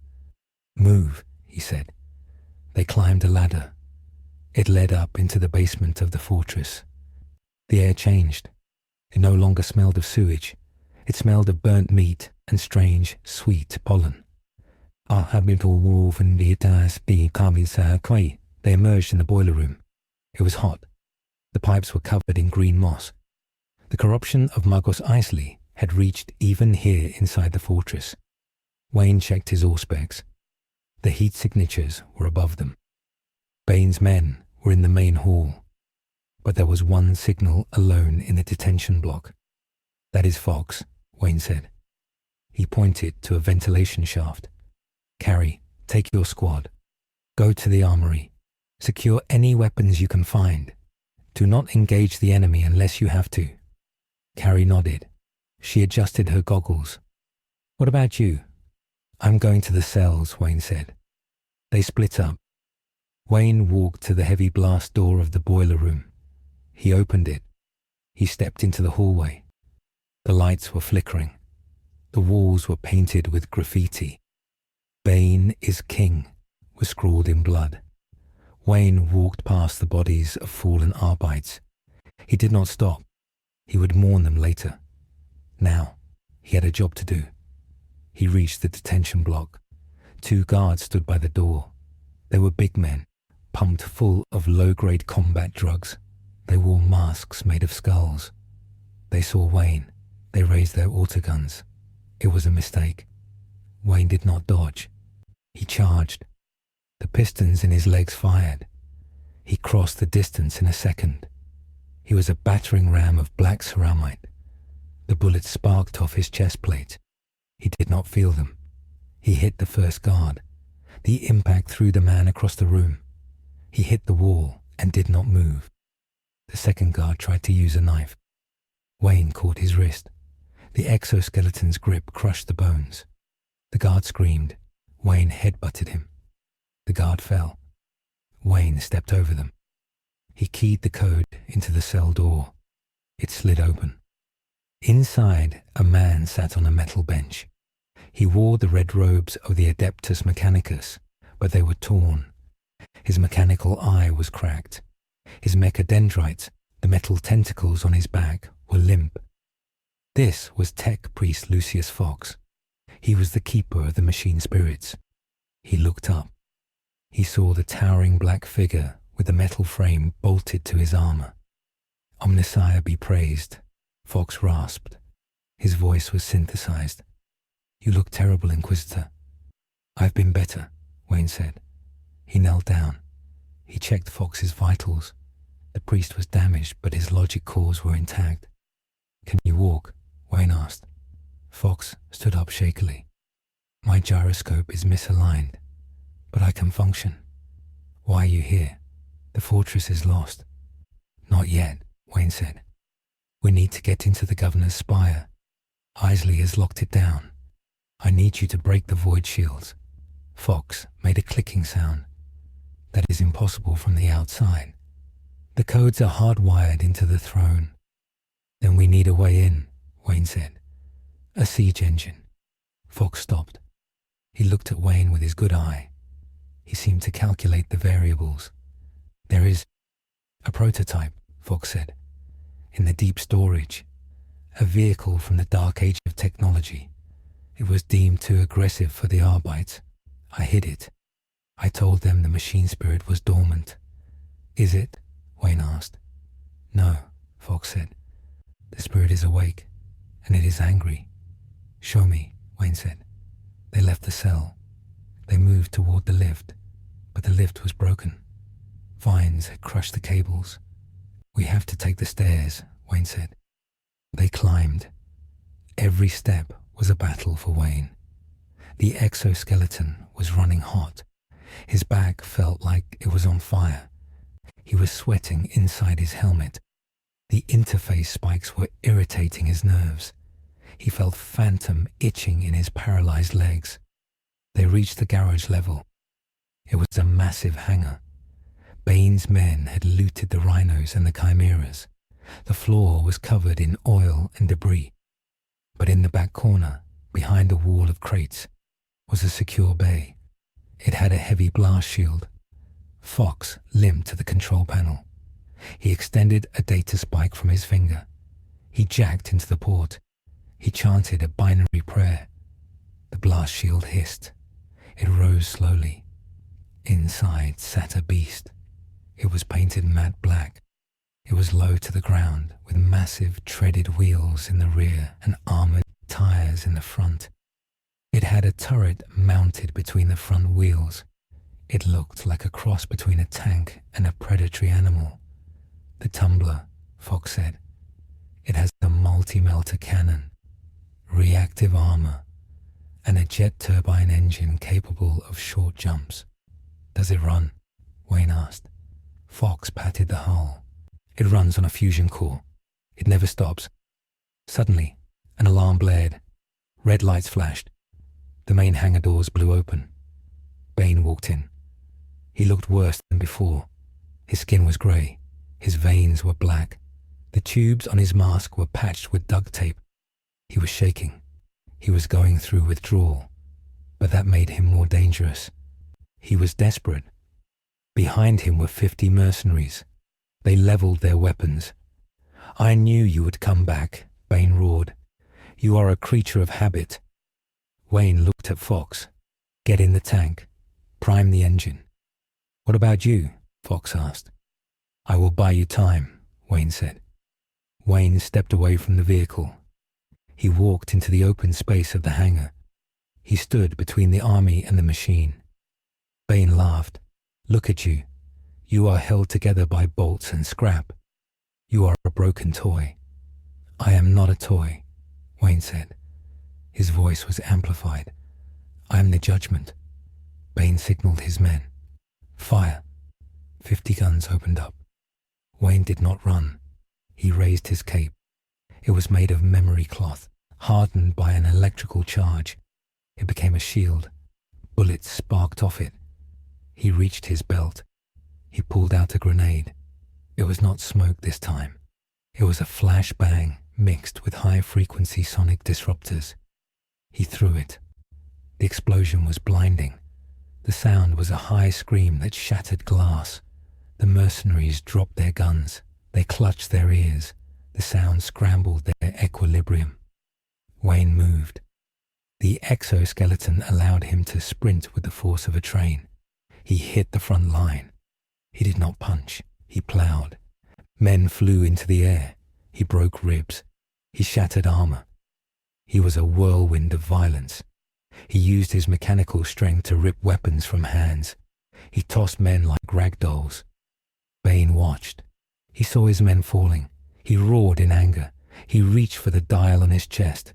He turned the venom flow to maximum. The black veins in his arms bulged. His muscles swelled. He charged. Wayne turned to face him. They collided in the center of the hangar. It was like two Grox beasts fighting. The impact cracked the concrete floor. Bane grabbed Wayne's shoulders. He tried to crush him, but the exoskeleton was made of adamantite. It held. Wayne grabbed Bane's arms. The servos whined. Metal ground against bone. "You are weak," Bane screamed. "You need a machine to stand." "And you need a drug to fight," Wayne growled. Wayne headbutted Bane. The reinforced cowl hit Bane's mask. The mask cracked. Green gas leaked out. Bane panicked. He let go. He tried to cover the leak. Wayne did not stop. He punched Bane in the stomach. The piston-assisted blow knocked the wind out of the giant. Wayne punched him in the knee. Bane stumbled. Wayne circled him. He was systematic. He was taking the giant apart. Bane swung a massive fist. Wayne ducked. The fist hit a concrete pillar. The pillar crumbled. Wayne jumped on Bane's back. He wrapped his arm around Bane's neck. He applied a sleeper hold. Bane thrashed. He rammed backward into a wall. Wayne held on. The exoskeleton took the damage. "Give up," Wayne said. "Never," Bane yelled. Bane reached back. He grabbed the metal frame on Wayne's spine. He pulled. Wayne screamed. The neural spikes shifted in his spinal cord. It felt like hot needles being twisted. Bane ripped a hydraulic hose loose. Hydraulic fluid sprayed out. The left leg of the exoskeleton failed. Wayne collapsed. He fell to the floor. Bane stood over him. He was breathing hard. The gas was leaking, but he still had strength. He picked up a heavy piece of the broken pillar. He raised it high. "Goodbye, Bat," Bane said. Wayne looked up. He saw the rock coming down. He could not move his leg. Suddenly, a loud engine roar filled the hangar. Whoosh! A rocket flew across the room. It hit Bane in the chest. It did not explode. It was a concussion missile. It hit Bane with the force of a drop pod. Bane flew backward. He flew through the air. He smashed through the office window overlooking the hangar. He landed in the control room, buried under glass and debris. Wayne looked back. Carrie stood there. She was holding a rocket launcher she had found in the armory. She was knocked over by the recoil. Smoke curled from the barrel. She stood up. She wiped soot from her face. "Get away from him," she yelled. Fox drove the tumbler forward. The massive machine crushed the debris. The turret turned toward the mercenaries. The remaining mercenaries looked at Bane buried in the rubble. They looked at the tank. They looked at the Bat. They dropped their weapons. They ran. Wayne dragged himself up. His left leg was dragging. The servo was dead. Fox opened the canopy of the tumbler. "Get in," he said. Wayne limped to the machine. Carrie ran to join them. "What about Bane?" Carrie asked. "Is he dead?" Wayne looked to the control room. He saw movement in the rubble. Bane was alive. He was broken, but alive. "Leave him," Wayne said. "He has no army. He has no venom. The city will judge him." They climbed into the tumbler. The cockpit was tight. It was filled with glowing screens and buttons. Fox sat in the driver's seat. He plugged his head directly into the dashboard. Wayne sat in the commander's seat. Carrie sat in the gunner's nest. Fox revved the engine. The sound was a deep, guttural growl that shook the walls. "Where to?" Fox asked. "The spire," Wayne said. Fox engaged the afterburner. The tumbler shot forward. It smashed through the main hangar doors. It flew out into the rainy night. The city outside had changed again. While they were fighting in the fortress, Magos Isley had made her move. The spire was no longer just a building. It was a tree. Massive roots, thick as starships, had erupted from the ground. They wrapped around the metal tower, crushing it, reshaping it. The top of the spire had bloomed into a gigantic flower. It was thousands of feet high. It glowed with a sick green light. From the flower, spores were falling like snow. Wayne watched on the monitor. The spores were covering the streets. Where they landed, metal turned to rust. Flesh turned to bark. "Isley is accelerating the cycle," Fox said. His voice was flat. "She is converting the atmosphere. If that flower fully opens, it will release a global seed cloud. The entire planet will be consumed in 24 hours. We have to cut it down," Carrie said. The tumbler sped through the streets. The wheels crushed the vines. The reactive armor burned the plants that tried to grab them. They reached the base of the spire. It was a fortress of thorns. The entrance was blocked by a wall of wood as hard as iron. Fox stopped the tank. "I cannot drive through that. It is too thick." Wayne looked at the sensors. There was no way in.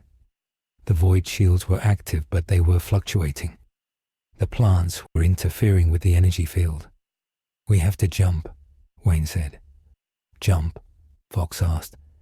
There is a transit bridge above us, Wayne said. It connects to the mid-spire. If we can get enough speed, we can jump the gap and crash through the observation deck. That is a 30% probability of survival, Fox calculated. Do it, Wayne said.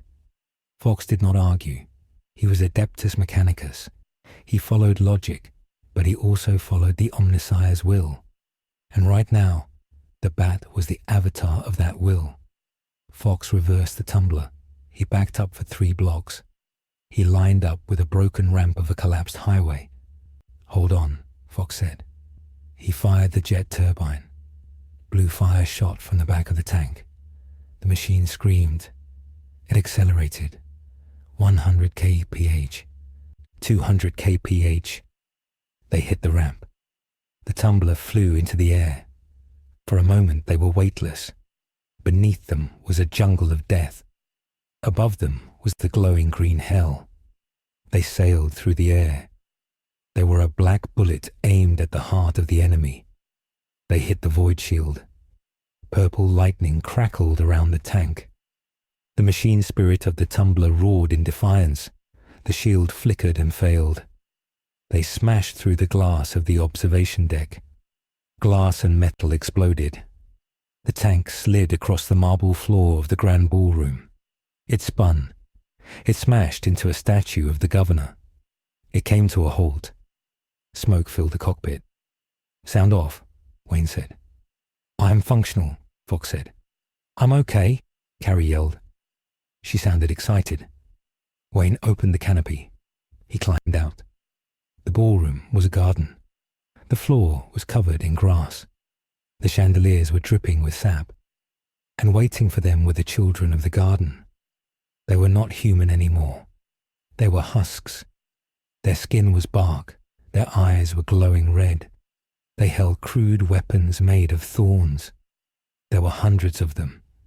And in the center of the room, descending from the ceiling on a throne of vines, was Magos Isley.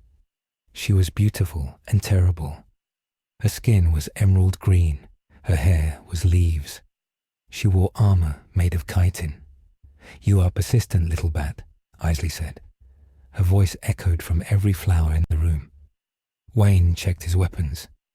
His bolter was empty. His armor was cracked. His left leg servo was dead, forcing him to drag the limb. But he stood tall. Your gardening leave is cancelled, Wayne said. Isley laughed. It sounded like wind in the trees. Look around you. The Imperium is dead. The machine is dead. Life finds a way. Join us. Become part of the soil. You are tired. You are broken. I can make you whole. I can grow you a new spine. Wayne looked at her. He looked at the mindless husks. That is not life, Wayne said. That is slavery. He turned to Fox. Get the girl to safety. Find the shield generator and shut it down. What will you do? Fox asked. Wayne ignited a flare. The red light pushed back the green shadows. I will do what I do best, Wayne said. I will weed the garden. Isley shrieked. Attack! The husks charged. Wayne did not move to run. He stood his ground. He was one man against an army of mutants. He was tired. He was in pain. But he was Batman. And he was an Inquisitor of the Holy Ordos. He drew a power sword from the side of the tumbler. It crackled with blue energy. Come on, he roared. The wave of monsters hit him. Meanwhile, deep in the sewers, something stirred. Bane had dragged himself out of the rubble. He had fallen into the drainage system. He was floating in the filth. He was broken. He was defeated. But as he drifted, a vine reached out from the wall. It did not attack him. It wrapped gently around his arm. A flower bloomed next to his face. It puffed yellow dust into his nose. Bane coughed. He tried to fight it, but he was too weak. The dust entered his blood. It mixed with the remnants of the venom. Bane's eyes snapped open. They were not green anymore. They were not white. They were red. His muscles began to shift. The bark began to grow over his skin. The plants were not killing him. They were accepting him. They were upgrading him. He was the strongest predator in the hive, and Isley needed a guardian. Bane rose from the water. He was larger than before. He was a creature of wood and muscle, a Bane husk. He roared. It was not a human sound. It was the sound of an earthquake. He began to climb, up toward the spire. The bat had not killed him, and that was the bat's final mistake. In the ballroom, Wayne fought. He hacked with the power sword. He severed limbs of wood. He smashed skulls of bark. But for every husk he killed, 2 more rose from the floor. The vines were grabbing his legs. They were pulling him down. His exoskeleton was sparking. The battery was dying. Fox and Carrie had made it to the elevator shaft. They were climbing up to the generator room. Wayne was alone. Isley floated above him. She waved her hand. A massive vine, thick as a tree trunk, swung like a club. It hit Wayne in the chest. He flew across the room. He hit the wall. The impact knocked the wind out of him. The power sword slid across the floor. He tried to get up. The dead servo in his leg locked. He was pinned. Isley landed in front of him. She walked barefoot on the grass. She looked down at him with pity. "Poor thing," she said. "You fight so hard for a dead empire." She raised her hand. Sharp thorns grew from her fingertips. "Rest now," she said. She lunged. Wayne closed his eyes. He waited for the end. But the end did not come. A sound echoed through the room. Boom! The wall behind Isley exploded. Isley turned. She shrieked in surprise. Standing in the hole in the wall was not a reinforcement. It was not a space marine. It was Bane. But he was changed. He was a monstrosity of nature. He was covered in moss and bark. Isley smiled. "My champion," she said. "Kill him." Bane looked at Isley. He looked at Wayne. His red eyes burned. He raised his massive hand, and he backhanded Isley. The force of the blow sent her crashing into the tumbler. "No," she screamed. "You obey me. I gave you life." Bane roared. "No, masters." He was too strong. His will was too great. The venom had broken his mind, but it had also made him immune to control. The plants had strengthened his body, but they could not enslave his rage. He was a berserker. He hated Wayne, but he hated being controlled more. He charged at Isley.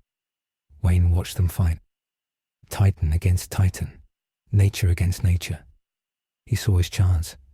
He grabbed his sword. He cut the vines holding his legs. He dragged himself to the elevator shaft. He had to get to the top. He had to burn the flower. He climbed. The final act was approaching. The convergence. The small choice to save Fox had led to the assault on the spire. The twist of Bane's return as a wild card had changed the battlefield.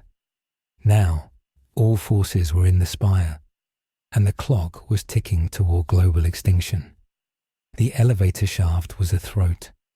It was lined with pulsating green veins that throbbed with the heartbeat of the spire. Inquisitor Wayne climbed the service ladder. His left leg was dead weight. The servo motor had fused.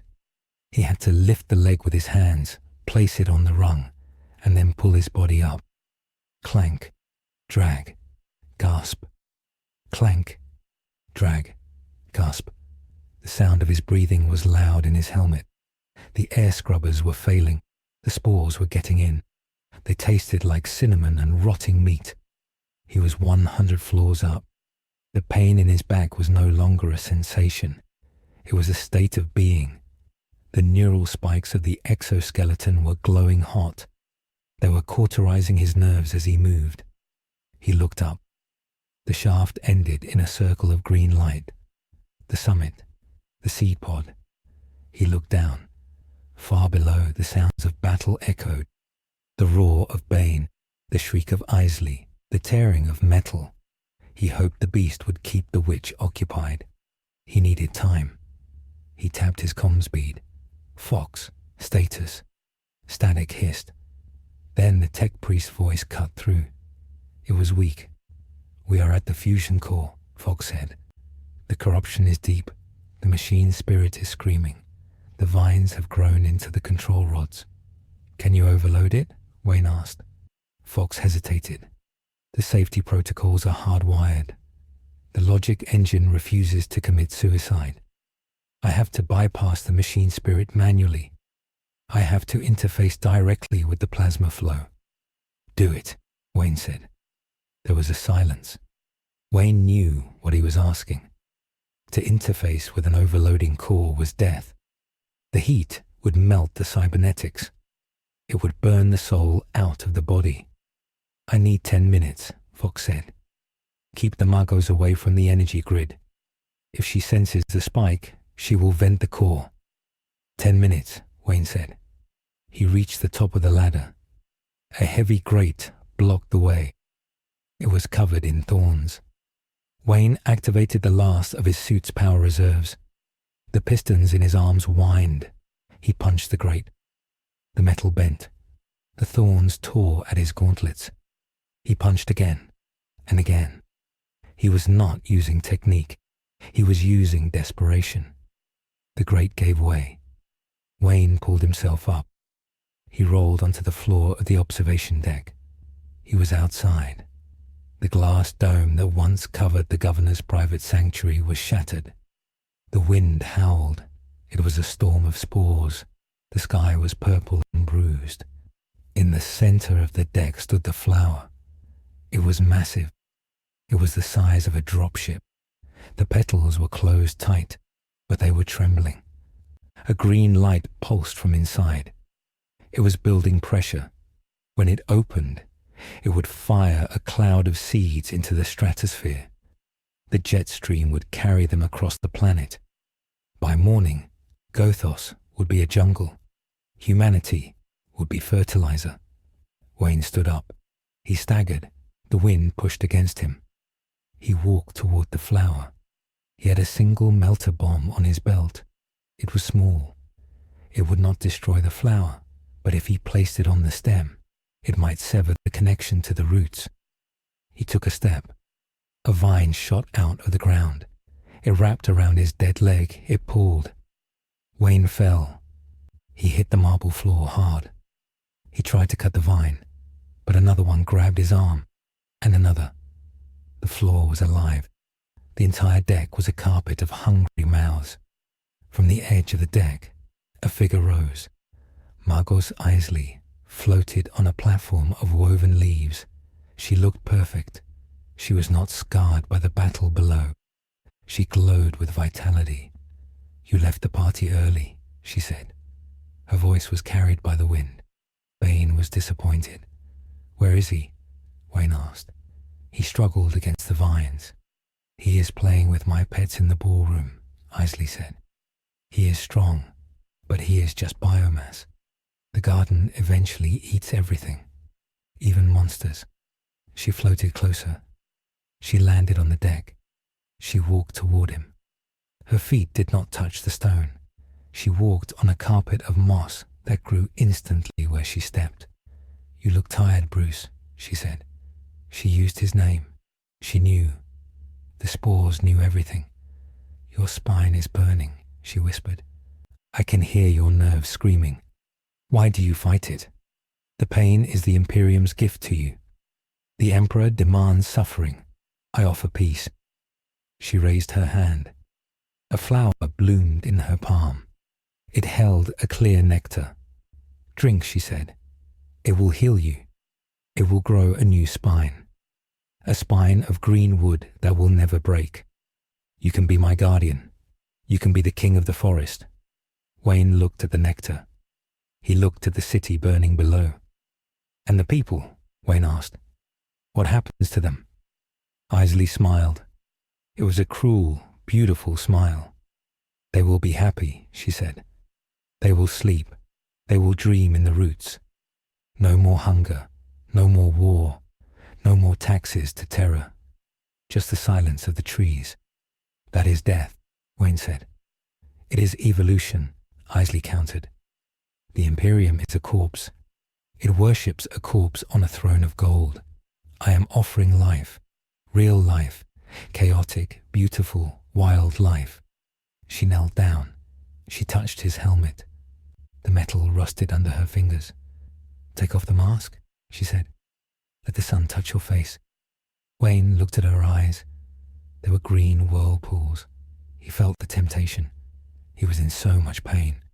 To let go, to sleep, to let the green take him. It would be so easy. He moved his hand. He reached for his helmet. Isley smiled. She thought she had won. Wayne's hand moved past the helmet lock. It went to his ear. He tapped the comms bead. Fox, he whispered. Now. Isley's eyes widened. She sensed the shift. She felt the vibration in the floor. Down in the core, 10 kilometers below, Lucius Fox closed his eyes. He was plugged into the reactor. Cables ran into his eye sockets. His skin was blistering from the heat. The radiation was stripping his cells apart. He thought of his duty. He thought of the machine.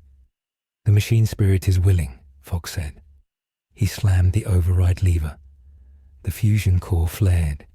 The magnetic containment field collapsed.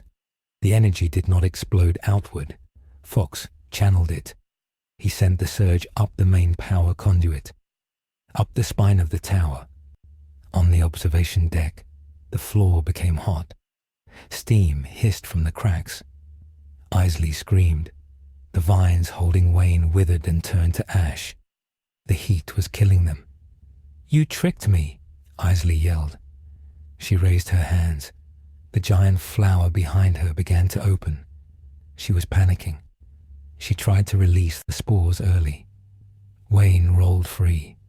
The exoskeleton was heavy, but the heat had loosened the vines. He stood up.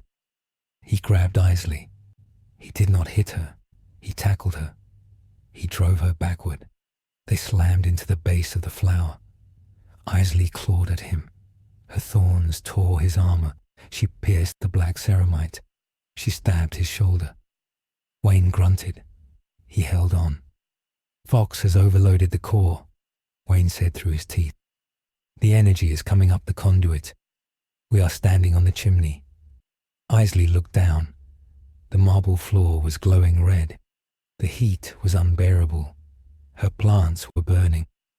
You will kill us both, Isley screamed. Wayne looked at her. I know, he said. He reached for his belt. He pulled the melter bomb. He did not attach it to the flower. He attached it to the floor, right over the main conduit line. He primed it. 3 seconds. Isley tried to run. She tried to fly away on her vines, but the heat was too intense. The thermal updraft caught her. The vines snapped. Wayne grabbed her ankle. No, he said. You stay. Isley looked at him with horror. You are insane. You are a monster. I am an Inquisitor, Wayne said. The melter bomb detonated. It blew a hole in the floor. It opened the cap on the conduit. The energy from the overloaded core rushed up. It was a column of pure white plasma.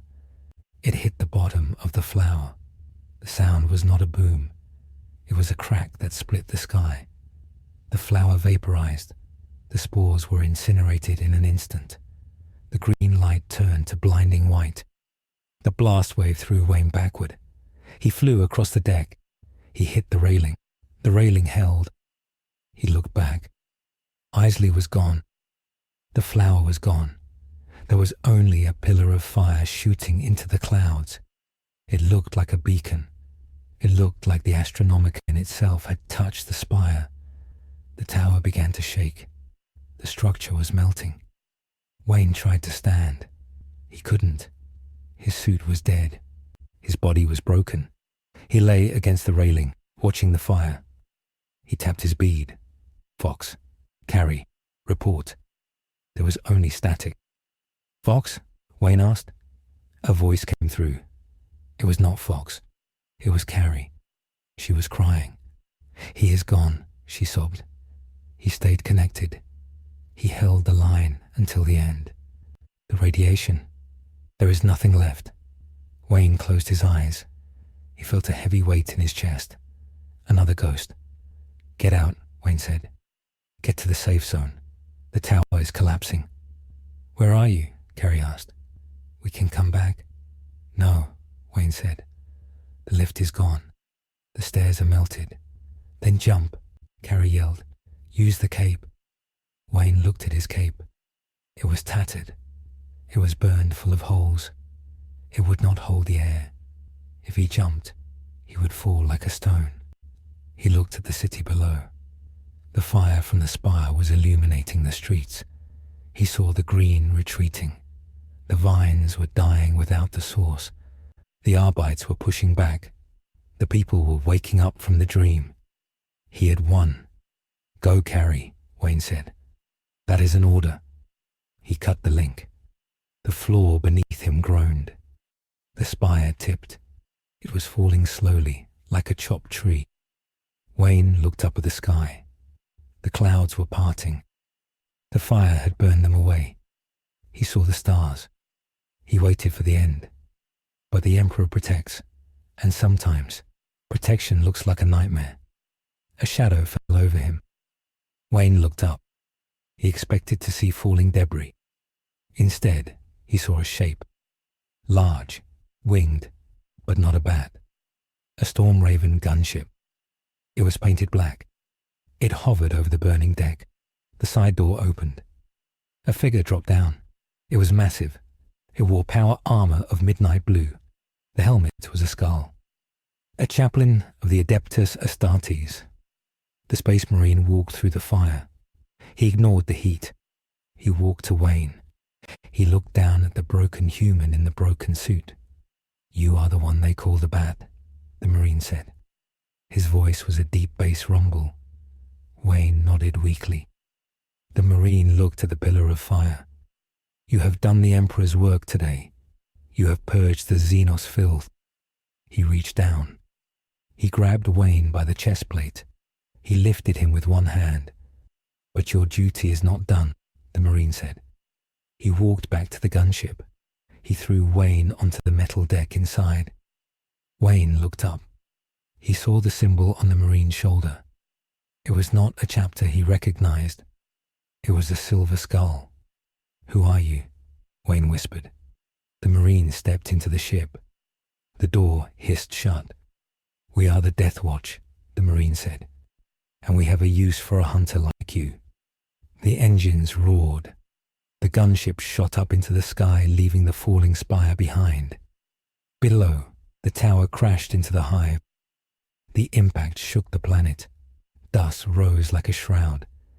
But in the dust, the city survived. Carrie stood on a rooftop 3 kilometers away. She watched the tower fall. She wiped the tears and soot from her face. She saw the black ship fly away. She knew. She turned to the squad of irregulars behind her. They looked scared. They looked lost. "Is he dead?" one of the boys asked. Carrie touched the bat symbol she had drawn on her armor with chalk. "No," she said. "He is just gone." She looked at the burning city. The gangs were still there. The corruption was still there. The fight was not over. "Pick up your gear," Carrie said. Her voice sounded harder, older. "What do we do?" the boy asked. Carrie looked at the shadows. She pulled her cowl up. "We hold the line," she said. High in the atmosphere, inside the Deathwatch transport, Inquisitor Wayne lay on a medical slab. An apothecary was working on him. He was cutting the dead exoskeleton off. He was injecting stimulants into Wayne's heart. The chaplain stood nearby, watching. "His back is destroyed," the apothecary said. "He will never walk again." The chaplain nodded. "Flesh is weak." He looked at Wayne's face. Wayne was conscious. He was staring at the ceiling. "We can rebuild him," the chaplain said. "We have dreadnought technology. We have cybernetics from Mars. We will make him a weapon worthy of the Ordo Xenos. Wayne tried to speak. The pain was fading, replaced by the cold numbness of the drugs. Why? Wayne rasped. The chaplain leaned in. Because you understood the enemy, the chaplain said. You did not try to fight them with armies. You fought them with fear. You fought them with their own logic. The chaplain pointed to the view screen. It showed the galaxy. 1 billion stars, 1 billion threats. The Tyranids are coming, the chaplain said. The Hive fleets are waking up. They are a biological horror that eats worlds. He looked at Wayne. You defeated the plant witch. You defeated the mutant. You understand the hunger. Wayne closed his eyes. He thought of Gothos. He thought of his parents. He thought of the promise he made. I'm not a soldier, Wayne whispered. No, the chaplain said. You are an Inquisitor. The apothecary engaged a bone saw. The sound was loud. Sleep now, Hunter, the chaplain said.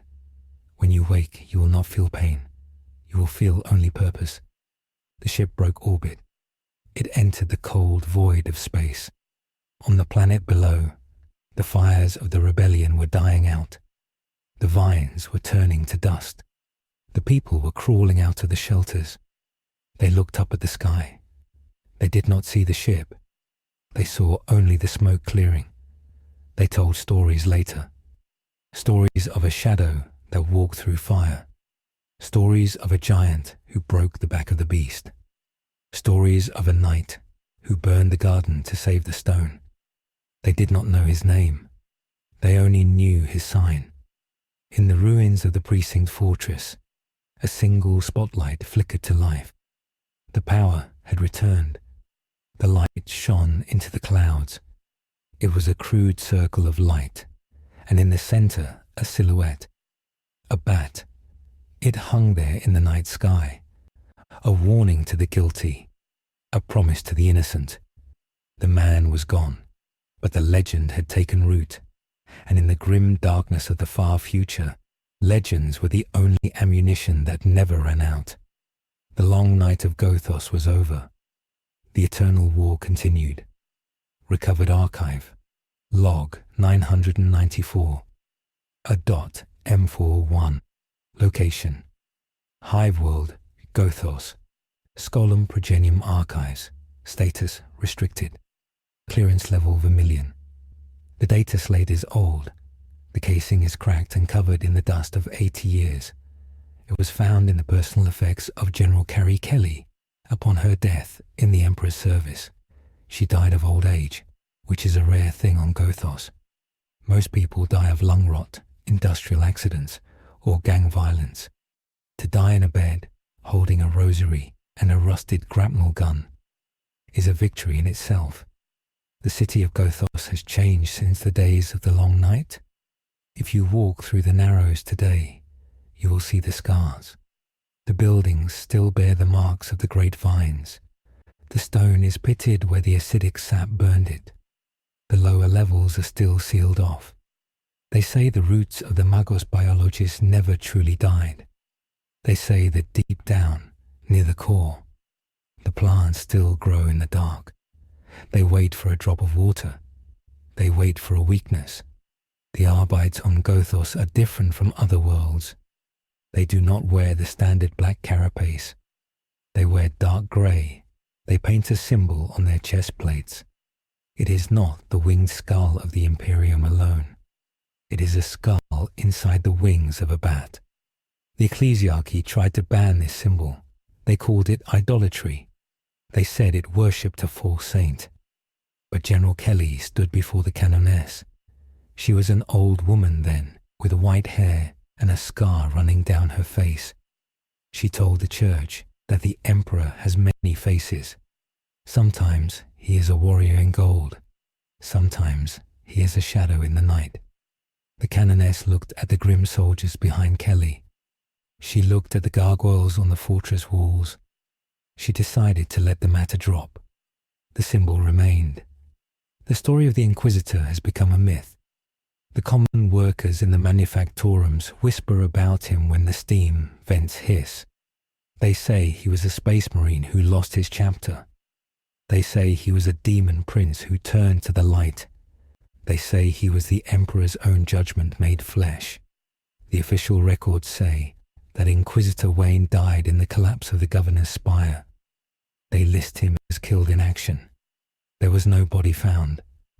The official report states that the plasma explosion vaporized everything on the observation deck. But the scribes of the Ordo Xenos know better. There are reports from the fringe sectors, reports of a kill team operating in the Ghoul stars, a team led by a dreadnought of unusual design. A dreadnought painted black, silent as the void. It does not roar battle cries. It uses stealth. It ambushes the Eldar and the Orc with cold precision. The Xenos fear it. They call it the Nightwalker.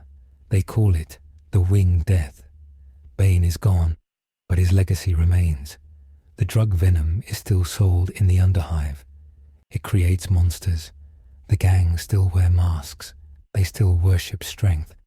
But they are afraid of the shadows now. Before the long night, they thought the dark was their ally. Now they know the dark has teeth. Every night, when the smog clouds part, the proctor of the fortress turns on the signal. It is a powerful lumen beam. It cuts through the smoke. It projects the sign against the dirty clouds. It is not a call for help anymore. There is no one left to answer. The man who answered is fighting a war among the stars. The signal is a memorial. It is a reminder. It tells the citizens that they survived. It tells the criminals that they are watched. It tells the corrupt officials that judgment is patient. The file ends here. The screen flickers and dies. Outside the archive window, the rain falls on Hive Gothos. It washes the soot from the gargoyles. The city is grim. The work is hard. The rations are small. But the city stands. The plants did not eat it. The madmen did not break it. It was held together by a broken man with an iron will. And that iron is now part of the foundation. The legend does not need the man to survive. The legend only needs the fear. And in the grim darkness of the far future, there is always enough fear.